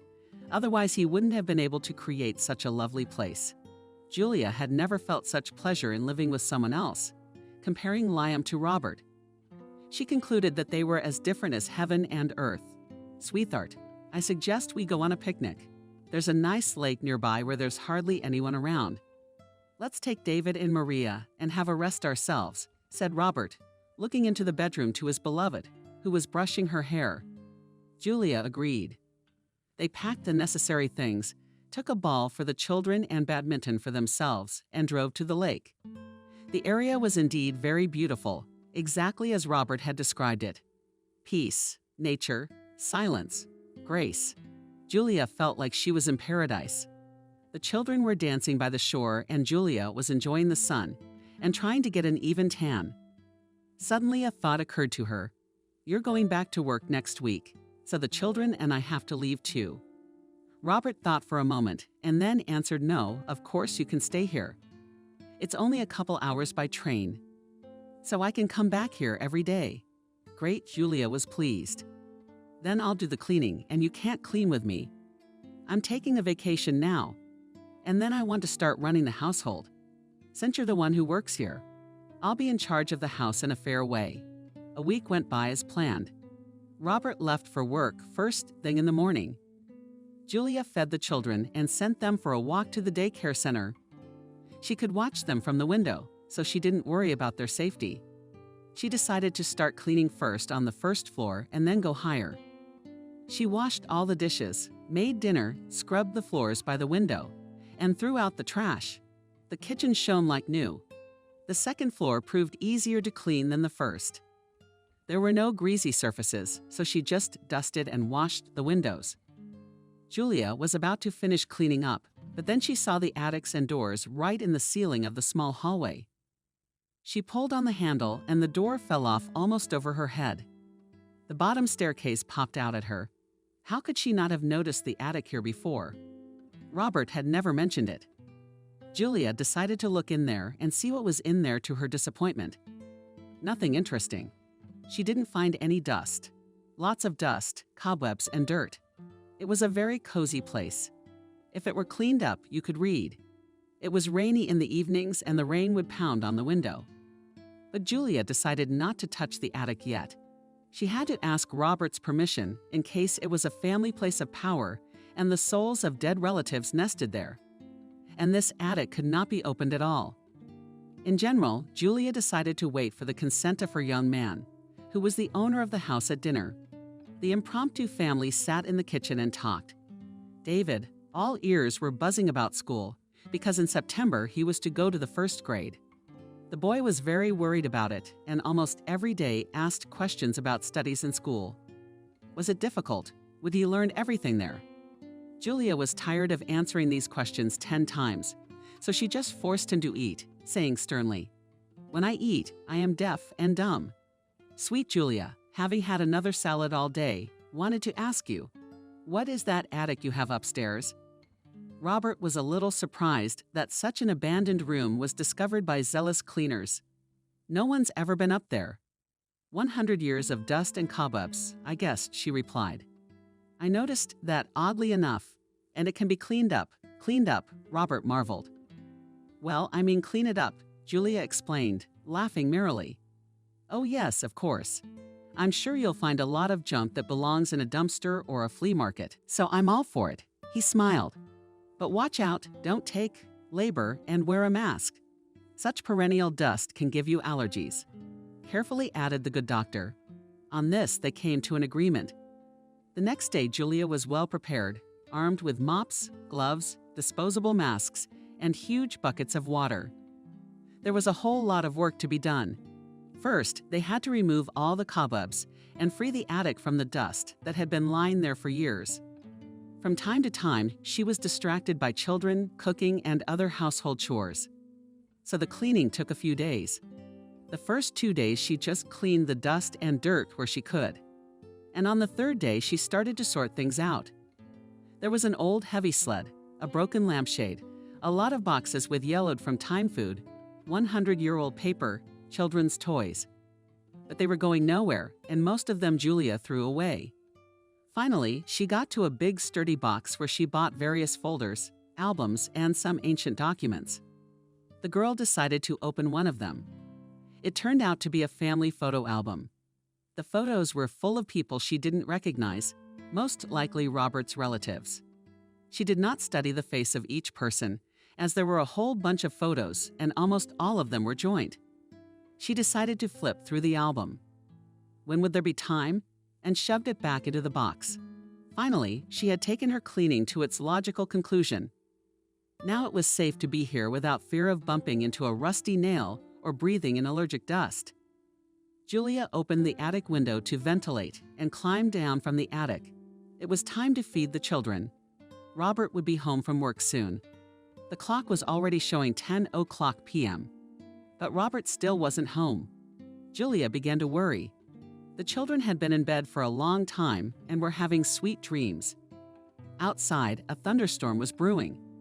The starry sky was covered with a shroud of gray clouds. The temperature was steadily dropping. The atmospheric pressure was dropping. It was unpleasant and uncomfortable to be outside. But Julia sat on the porch in her thin robe. As she slipped the warm plaid over her shoulders, each minute pressed her more and more. Maybe something had happened to Robert. Some bandits attacked him on the way, stumbled and fell into a ditch, lost his way. The girl was terribly worried about her lover. He didn't answer the phone. He didn't answer her messages either. Every cell of her body was nervous and, oh God. Finally, Julia saw a dark figure with an umbrella. Walking toward the house. It was Robert. At first, she was freaked out that the guy was walking. He has a car, but then she remembered that he took the electric train to work. That's very nice. Time in morning and evening traffic. The car ate him up a lot more. When Robert approached his waiting lover, she threw herself into his arms and almost cried. Where have you been?" she sobbed. She was really frightened by the absence of her beloved. Robert lifted her head and looked her straight in the eyes, as if piercing her soul. He was smiling. Droplets of water were oozing from his sweet, good, 2-day stubble cheeks. "Why are you smiling?" Julia marveled. Robert gently pulled Julia away. Ira closed his arms. And then she realized everything. He got down on one knee and took the small box out of his pocket. "No," she stretched out, unable to believe her happiness. "Please tell me this isn't a dream." Robert continued to smile and then opened the box. There was a real white gold engagement ring. "My dear," the boy began formally enough, "we've been through so much together. And there isn't a day that goes by that I don't think of the first time we met. The very day when you were sitting on the bed in the hospital room and trying to stop that miserable nosebleed." He laughed, and then took on a serious expression. "Julia, sweet Julia, I love you terribly much. And every day my love for you grows stronger. Your children are the sweetest creatures, and yourself. You're my angel. In this lovely... No, I'm not arguing, it's really beautiful weather. I want to propose to you. Julia, you will be mine." Julia was bursting with emotion. She cried, rejoiced, got nervous, and cried again, with tears of genuine happiness. Finally, after calming down a bit and regaining her breath, she answered him with a smile on her face. "Yes," and reached out her hand. Robert put his ring on her ring finger, and they merged in a tender kiss. It was an evening Julia would remember forever. She had never liked rain, but now it was associated only with something sublime and light, the truest happiness. All the next day she looked at it. This wonderful new piece of jewelry on her finger, symbolizing conjugal love. The ring was indeed white gold, but the best thing about it was the blue sapphire shining in the light. A ring like this was a must-have, and Julia was overjoyed. She was envious of herself. Julia decided not to tell her mother the news over the phone. She decided to visit her on the pretext that she missed her. It was a day off, and the children were left in Robert's care. Julia took the train, and in a few hours she was in her mother's village. She hadn't been here for quite some time, not since her first failed marriage, it seemed. Julia remembered spending all her vacations here, all her early childhood. Before her mother had moved to the city, she had lived here, studied here. Became a city girl only when she entered the institute. Although now this place and village, it was hard to call it. More than 3,000 people lived here, and this place was considered an urban-type village. There was all the necessary infrastructure, stores, hospital, school, kindergarten, and the church was very old, restored, and even a small movie theater. Almost all the amenities of big cities could be found. And here in this cozy, quiet place, Julia exclaimed, and the mother let the girl into the house. "You're finally here. I missed you so much. I haven't seen you in over 2 months. David will be going to school soon." Julia entered the house laughing. Only her mother seemed to have that kind of optimism. She could ask questions right from the doorstep without even waiting for answers. Nancy invited her daughter into the kitchen, poured tea, and sat down at the table. "So tell me, what school are you going to?" The mother continued. "Did you ask about David?" "Oh, Mama's not before school now," laughed back Julia. This reaction very surprised Hope, and that returned the eyebrows and built on her face, not understanding grimace. "And to what, sweetheart? Don't you notice anything?" Julia hinted. Then she would take the mug with her right hand, then fix her hair. "But doesn't Mommy notice anything?" Nancy still looked at her like Julia was crazy. It was even upsetting. After all, she had tried so hard to do everything she could to make her mom figure it all out for herself. Suddenly, there was a twinkle in Nancy's eye. She was getting excited, but she finally realized it. "Pregnant? Shocked?" asked the mother. Julia almost fell off the chair from such an assumption. This was something she had not expected. And how could she even think of such a thing? "No, Mom, what are you doing?" Julia was indignant. Her mother still did not understand anything, and it was getting awkward. Then the girl gave in and held out her hand. Nancy gasped in surprise and looked at the expensive ring. But Robert marveled at her mother. Well done. That ring cost a fortune. Julia smiled broadly. At last, someone appreciated her young man. Not that she liked to brag, but sometimes she wanted to say so. I have a man who loves me. Of course, Nancy immediately called all her relatives to share the good news. Julia sat there with a feeling of complete satisfaction. Now she is truly appreciated. She's loved. All her misfortunes are gone after meeting Robert, the man with whom they are so much alike. Like soulmates who were separated long ago. Mom, will you be a princess soon? Maria asked as she was being tucked into bed. Julia smiled at her daughter and answered yes. I will be a real princess in a white dress. She kissed the girl on the forehead and closed the bedroom door. Robert was standing in the hallway. Well, princess, let's get into your fiddling, the guy joked. Julia jokingly slapped him on the shoulder. How dare you? The days went by. It was the middle of August. The children were picking currants in the garden and Julia was reading a book. Suddenly, she remembered that she really wanted to make a cozy corner in the attic. It was not for nothing that she had sorted it out there. When she got there, she found the box where the album had been kept. She was so excited to take a closer look at it. Today was a free day, the perfect time to fulfill that wish. The first picture was of a man with a bushy mustache. He was holding a cigarette and looked very serious. This man left a gloomy impression, so Julia quickly turned the page. On the next one, there was a common picture. There were many strangers standing there. In the background was the very house. The house they were living in now. There were about 10 people in the picture. It gave the impression that this picture was of a huge family. The children here were about 6-7 years old. Suddenly, she noticed a familiar face. Hiding her eyes, she took a closer look. Oh my God! Julia almost fainted with amazement. In the girl standing among the other children in this picture, in a girl in a light summer dress with lantern sleeves, she recognized herself as a child. Oh yes, the same chubby cheeks, the funny pigtails. She looked so happy. Only now Julia doesn't remember any of that. Never suspected she'd been to this house before. No matter how hard she tried, it's like she erased that span of time. She didn't remember these people, not the place itself. Everything seemed completely unfamiliar. Julia was already beginning to doubt her own memory and vision. Maybe she had labeled herself and was a completely different girl in the picture. And now she didn't even have her old childhood picture to compare with this one. But still, something told her that it was her in the picture. Julia decided to wait for Robert and find out from him. After all, this is his house. Surely he would know the history of the photograph. This fact was really confusing and even frightening. Robert came back late. It was raining outside again, and he came in completely soaked. Julia was sitting in the kitchen drinking tea and waiting for him to deign to join her. Hi, honey. Through force, the guy smiled, kissed his favorite. She responded with a sincere smile. How are things at work? Julia asked. Today was quite a hard day. We brought in a patient with a brain injury.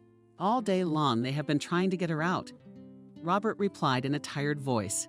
Is that how you work? Don't you think it's time for a little rest? We'll get some rest on our wedding trip, Julia. In the meantime, I'm earning for the trip. Why don't you go to bed? It's late. I waited for you. I'm worried. The weather outside again, like that night, she confirmed with a smile on her face. Actually, began Julia, moving closer to her lover. I wasn't waiting for you just for this. So intrigued, Robert stretched out. The girl moved the album that was on the table to herself and opened the page. She pointed her finger at the girl, who looked an uncanny resemblance to herself, but Robert only looked at her questioningly. He didn't understand what this child had to do with them. But it was a matter of course. Julia had changed a lot since then. She no longer had that puffy counter, and her hair was a darker shade, but the look of the big brooding eyes remained the same. But don't you see? Julia asked, not understanding why only she could see the resemblance. What should I see? Robert answered in surprise. It's me. Julia confessed, pointing to the girl in the picture. And I can't understand how I ended up here. This place is completely unfamiliar to me. That's very strange, the boy said, taking the picture in his hands and studying each person in the picture. I don't remember it either. However, there he is, me. Robert pointed to the lower right corner. A Pooh Light boy sat on an iron pail and smiled. Where did you get this picture? Julia inquired. After his mother died, all the unnecessary documents and photos were put away in the attic. It's been more than 15 years. Probably the mother or father might have known something about it. But unfortunately, or fortunately, we will never know. Julia visibly darkened. She was very embarrassed by the pictures, and she had hoped that she would find out when she met Robert. But he didn't know anything either. It was terribly frustrating. She would probably never know the secret of that photograph again. So wait. Robert started and then hesitated. It was as if he was considering whether or not to say it. Maybe my sister knows something about it. You have a sister, Julia shouted. She covered her mouth because it sounded too loud. But luckily the children didn't wake up. Yes, Robert grinned. Her name is Kate. Why don't you go see her tomorrow? I'll give you the address. True, she lives in the city, but I guess 2 hours won't make a difference. You have a sister, and you never told me about it. That's all you care about. Robert laughed. Julia was shocked by the information she had received. She had learned so much today. Tell me the address, she said firmly. The next day Julia had breakfast and decided to go to her sister. She wanted to know the truth. These mysteries frightened her. It seemed to her as if all these secrets had some very great significance. Why couldn't she remember anything? Who were all those people in the picture? How did she end up here? She was sure that none of this had anything to do with Robert, that they didn't know each other before they met today. But it seemed that wasn't true. Julia had to take the children with her because they couldn't be left alone at home. They were too young. I wonder if they will remember this house in the future. After all, she and Robert were about the same age as her children in those years. From where? Where did she come from in that photograph? Finally, by an effort of will, Julia pushed those thoughts away. All in good time, and surely she would hear some sort of explanation soon. Tonight she would find out. Julia really hoped that Kate knew something. After 2 o'clock roads, she and her children finally approached the house where Robert's sister lived and before. Screaming girl opens the door. Julia rang the doorbell. Kate turned out to be very beautiful. You could think that she was a model, slim figure, hourglass waist, which is scary to touch in case it breaks. Graceful curls falling to her shoulders. The girl had no makeup on, but she still looked beautiful. Who are you? Kate asked in amazement, scrutinizing Julia and her children. Didn't Robert warn you? Julia was surprised. She was very embarrassed. She had barged into the apartment of a strange girl who was obviously not expecting guests. No, Kate stretched out uncertainly. I'm his fiancée. It's nice to meet you, Julia said and held out her hand. Kate stood there in complete shock. She seemed to be with a man and amazed at the same time. Fiancé? Robert's sister asked. Yes, and I just recently learned of your existence myself. Julia tried to make a joke. I realize this may sound crazy, but won't you let me in? It took me 2 hours to get here with the kids, and we were very tired on the road, as we spent almost the whole trip in trains and buses. Yes, of course. Kate apologized and let them into the apartment. The apartment was very clean. As if it had just been renovated, the white walls were decorated with paintings and there were flowers somewhere. Kate invited them into the living room and offered them tea. Julia and the kids agreed, of course. How come I don't know that my brother has a fiancée? Kate asked with a smile. Pouring tea into mugs. I didn't know Robert had a sister. It just all happened so fast. That's probably why Robert hasn't realized it yet. Don't talk about him like he's a child. I'll talk to him about it. He's always hiding his personal life from me. I always find out from people I know. I didn't really come here to complain. Julia started it. Robert said you could help, but I'm listening, darling. Oh yes, sorry, I didn't introduce myself. My name is Julia. Now, we've been living together a long time. I understand it's on your shared school and home. I don't go there very often.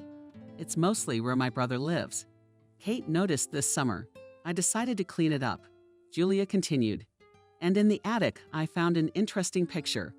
Julia took the picture out of the pocket of her bag. folded it in half, and held it out. Kate looked at the picture for a long time, smiling. Julia noticed this reaction and asked, "Do you know anything about this picture?" "Of course, I was with my father at the time and took the picture of us. Here on the left is my good friend Helen. Behind her are a couple other guys from home, and this girl." And then Kate hesitated. She glanced at Julia, then back at the picture, as if comparing it. Her eyes rounded. It was like she felt sick, because she started to faintly, swaying. "There's nothing wrong with you," and Julia was worried. Kate turned her gaze back to Julia on the street. She didn't look so calm and cheerful anymore. She was clearly scared of something. "Do you know something? You know, I explained to Julia in this photo." But Kate didn't seem to care about that information. She was silent and ignored all questions. "Excuse me, please, I forgot. I have a conference call with my coworkers today, which starts in a couple minutes. I'm sorry, but I have to say goodbye to you." Kate finally spoke. Julia was completely shocked by this turn of events. She didn't understand why that picture had caused Kate such a reaction. It was as if she hadn't agreed on something. But no sooner had Julia protested than she found herself at the front door. At the last moment, she managed to take the picture away from Kate. Sister Robert didn't even deign to say goodbye. She simply closed the door as if in a trance and left Julia with the children on the landing.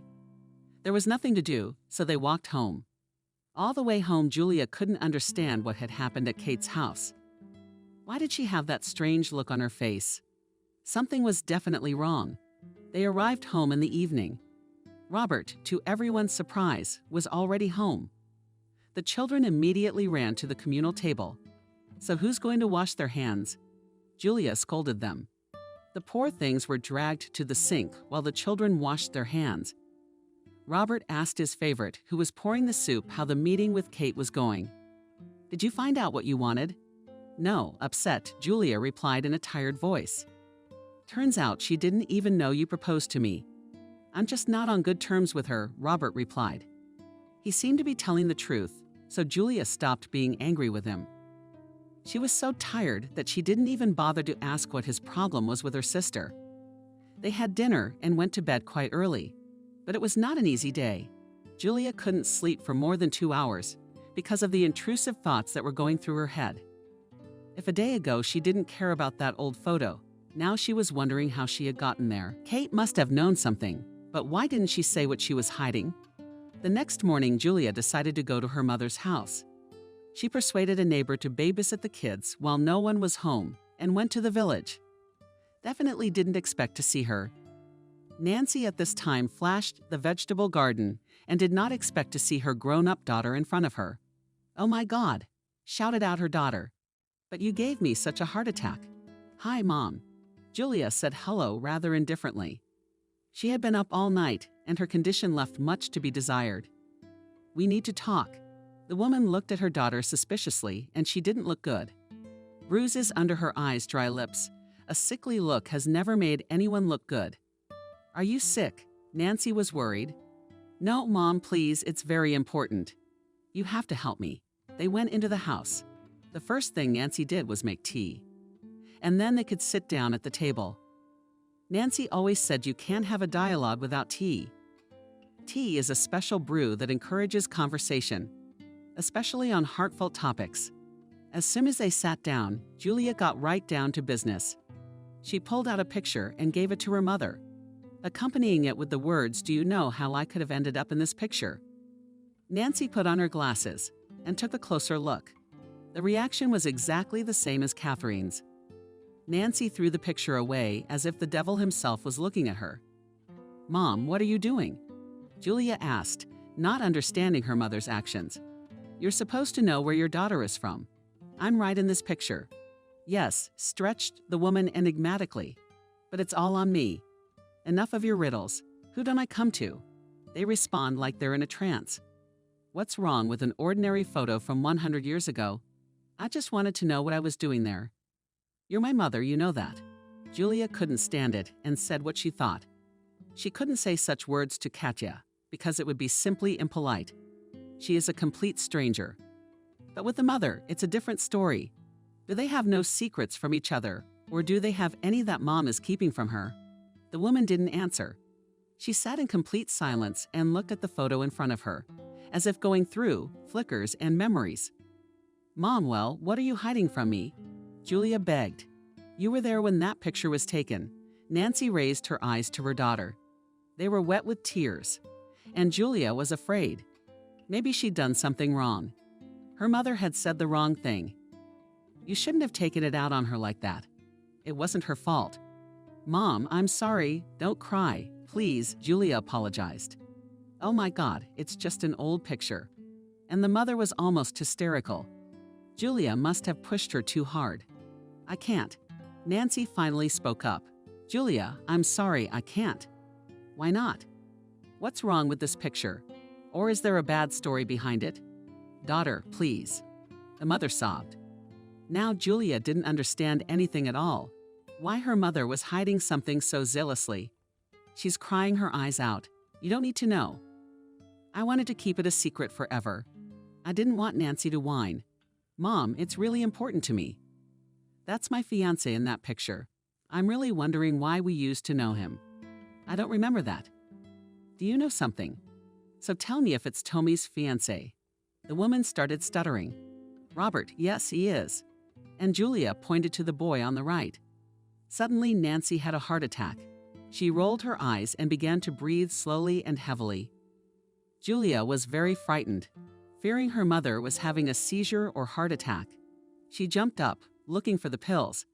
After taking them, Nancy gradually calmed down. When she felt better, she went to someone and took out from their also herbal sedative. With shaking hands, poured it into a glass of water and placed it. Then she drank the mixture very quickly in a volley.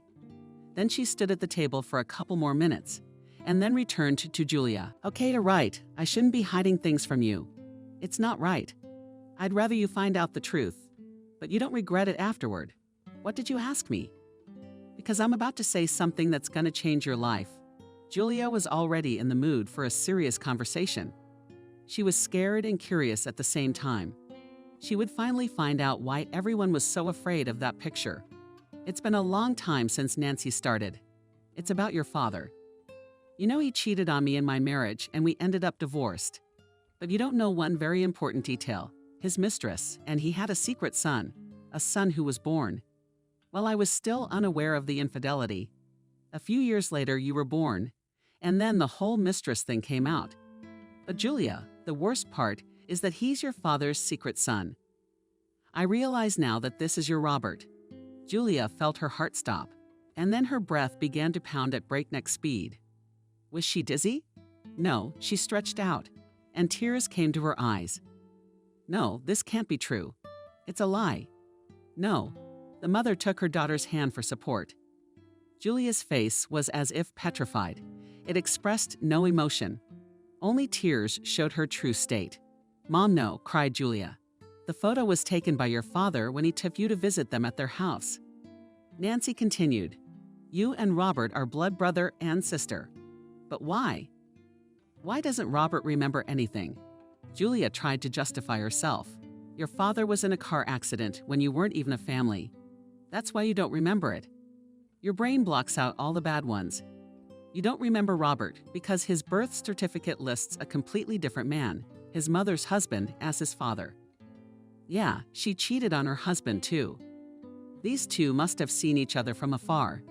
The mother was angry. God, no, that's impossible, I couldn't. Honey, we all make mistakes. It wasn't easy for me to tell you all this. I should probably go home, Julia said, getting up from the table. She was still dizzy, but she couldn't be here anymore and feel this awful awkwardness. After all, both Mom and Julia understood perfectly well what had really happened. Julia was coming out with her own brother, a half-brother with her own father's son. Not only that, she was going to marry him and bear him a child. These vile thoughts and food were climbing into her head, and it was disgusting just thinking about it. Nancy saw her poor daughter off, though she herself was in a terribly depressed state. Not only was she remembering all that long-ago nightmare which she found out about her husband's cheating, but so was her daughter. Their mutual daughter lives with his sidekick. Arriving at the house, Julia hesitated to enter the house for a long time. She did not know what Robert's reaction would be to this terrible news. She paced around the garden in circles. "Julia, you're back. What are you doing here?" "Let's go home," Robert said, stepping out onto the porch. The poor girl didn't even dare look him in the eye.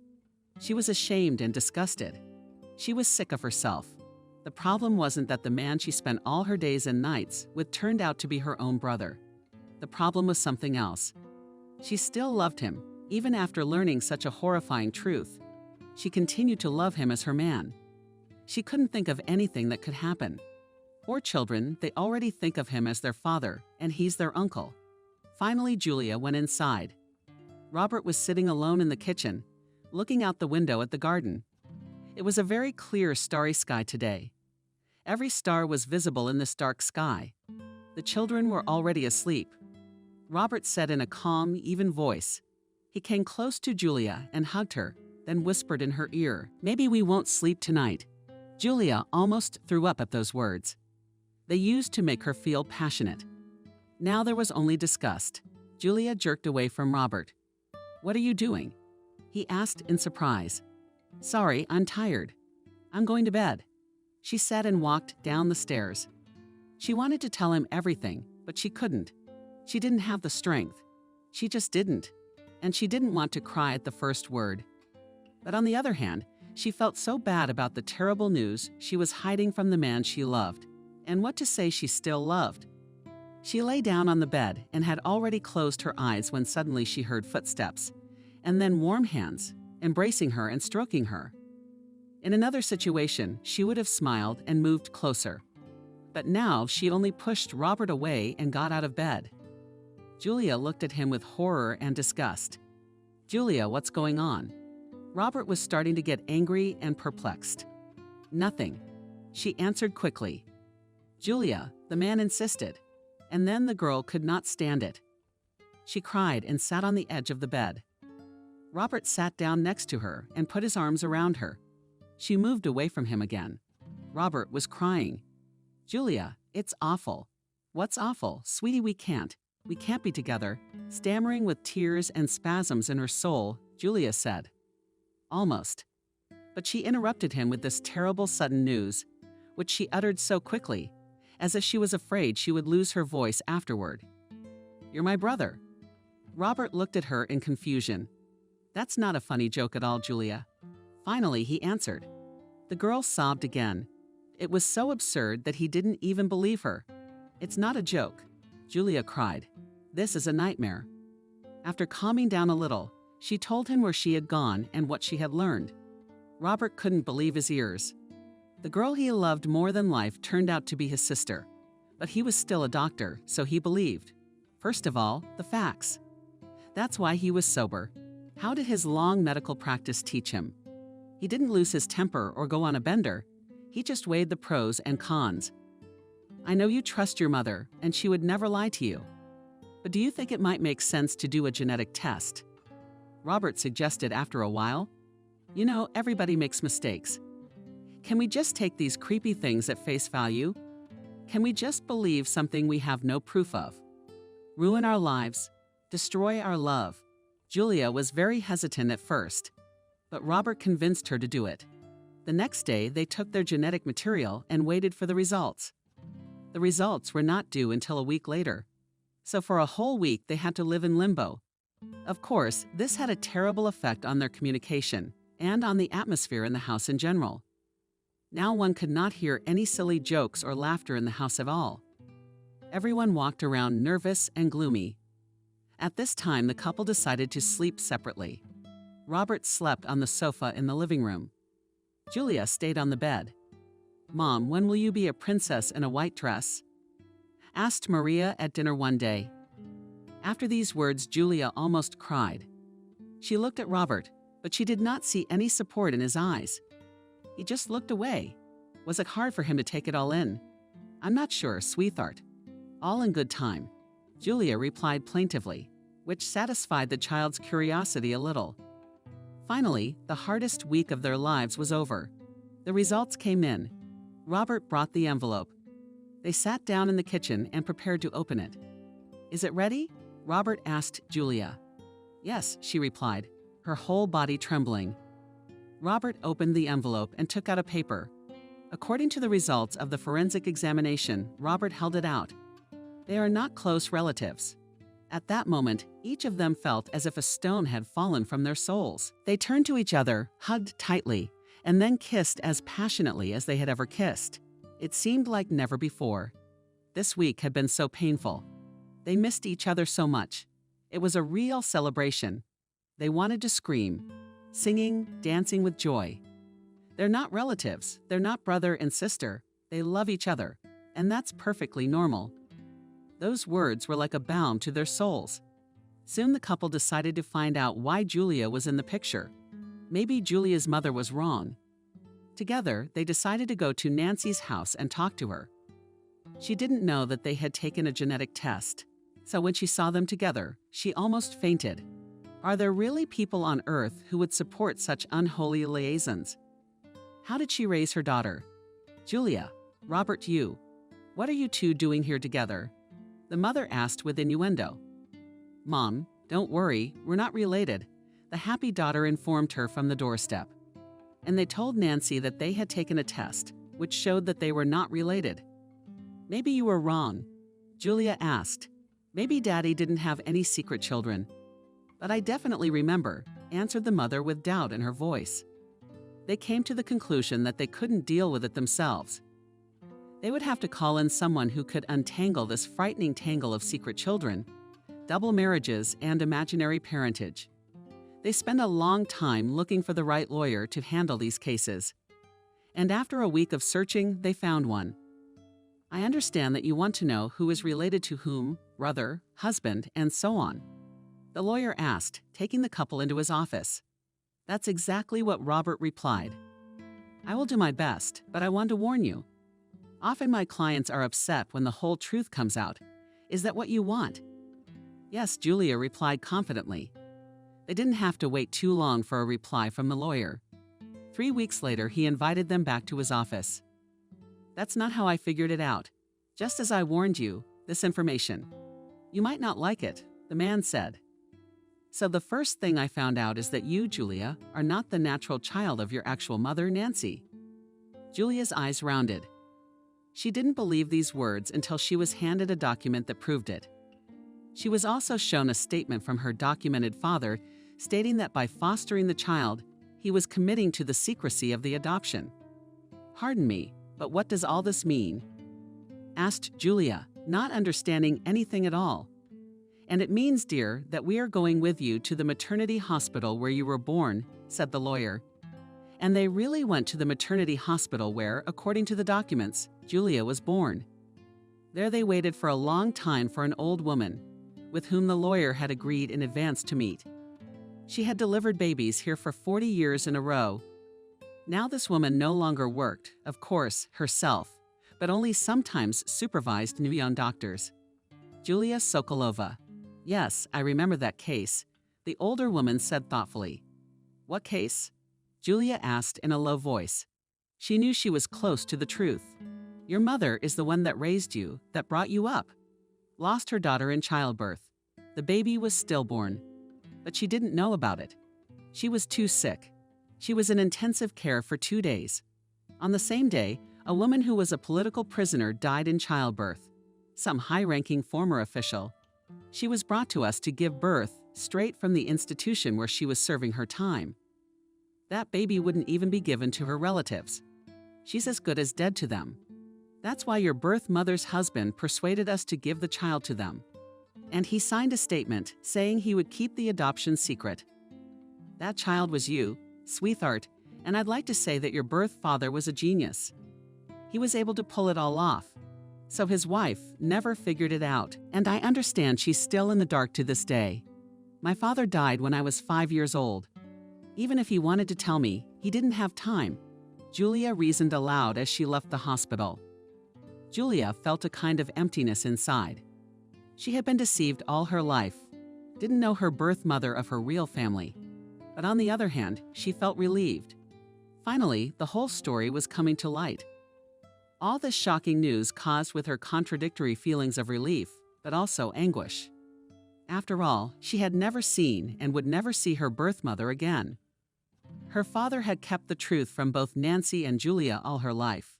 Yes, she grew up a happy child, but only until her parents divorced. And her father's life, which ended so early and suddenly.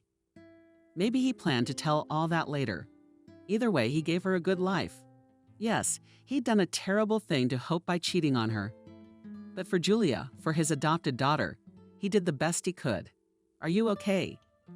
asked Robert as they drove home. Now they were already living in her apartment, so they didn't have to drive 2 hours to get home. "Well, my mom's not my real mom, and my dad's not my real dad either.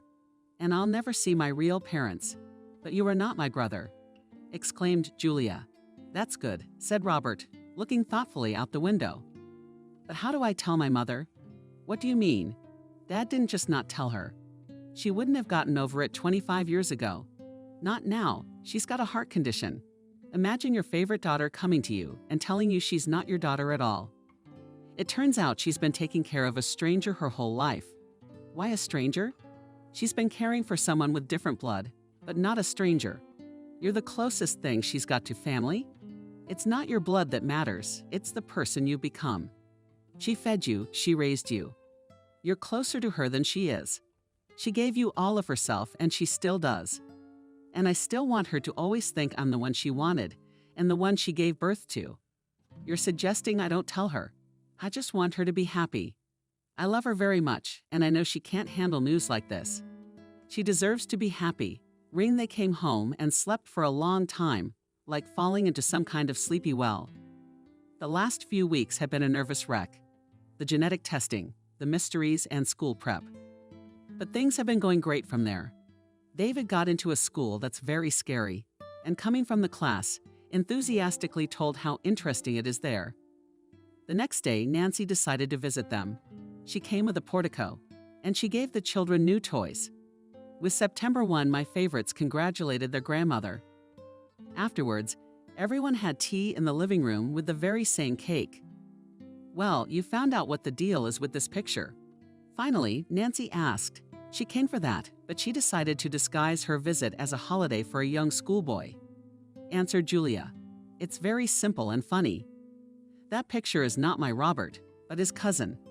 They look exactly alike, and he is my father's collateral son. That's what caused all the confusion." Well, thank God, the woman crossed herself. She'd suffered so much. How many tears did she drink? Robert and Julia looked at each other. They decided to make another very important announcement. "Mom, we're getting married," said Julia. Nancy looked at them with delight. She obviously loved the news. After all Julia had been through, she could finally find true happiness. "You're invited to the wedding. I think you have a month to prepare and come to the ceremony in the best mood," Robert said, smiling. He held out an invitation to the woman, on which the date and time of the upcoming wedding were written. "So it's going to be on the house then?" Nancy wondered. "I think it will be as good as any wedding in town. The main thing is that this is the place we can call home. It's where my happy life began," Julia said. Preparing for the wedding. Of course, the matter is not easy, but the couple coped with it wonderfully. Julia decided on a classic white dress. It was lush and airy and little. Maria said in delight that Mommy looks like a princess in it. The decorators came to the house and decorated everything in beautiful colors. The place for the exchange of rings was organized right in front of the lake, which created just a fabulous atmosphere. There weren't many guests at the wedding. Some colleagues from work, Robert, Nancy, and all those who helped with the court and further proceedings with family ties. In general, at this wedding, one half of the guests consisted of lawyers and the other half of doctors. Of course, Julia's mother invited a few of her close friends as well. The celebration was small, but very romantic and beautiful. Robert stood by the lake and waited for his beloved. To think of it, he is finally getting married, marrying the one he loves with all his soul. The announcer announced the bride's entrance. Beautiful and tender music began to play. A fabulously beautiful bride appeared. Her photo was solemnly carried by David. He was very proud of his position. He was filled with the realization of his own important mission. Like a true gentleman, he helped his mother to carry the veil. In front was Maria in a ceremonial pink dress and also lush, like a princess, and scattered snow-white rose petals, and smiled radiantly. At last, and Robert saw Julia, her beautiful angelic face. She really was like an angel now, descended to sinful earth. She seemed so fragile and airy, about to grow wings behind her back, and she would fly away into the heavens. But she didn't fly away. She was walking down the aisle to the man with whom she was ready to commit her whole life. Julia was sure of her Robert, and was 200% sure of herself. Now Robert could no longer hold back the stingy male tears. Standing next to him was the woman who had been his life's dream.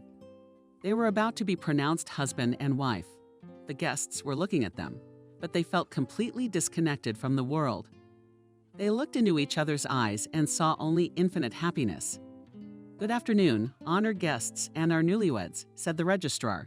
"Today, two most beautiful people, Julia and Robert, are getting married. Today is the most beautiful and unforgettable event in your life, the creation of a family. It is the beginning of a good union of two loving hearts. From this day, you will go through life hand in hand, together experiencing both the joy of happy days and sorrows. By creating a family, you have voluntarily assumed a great duty to each other and to the future of your children.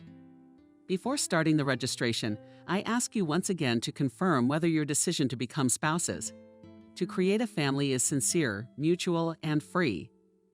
I ask you answer, bride." "Yes," Julia said with sincerity. "I ask you answer, groom." "Absolutely yes," answered the happy Robert. The couple exchanged rings and their lips joined in a long kiss.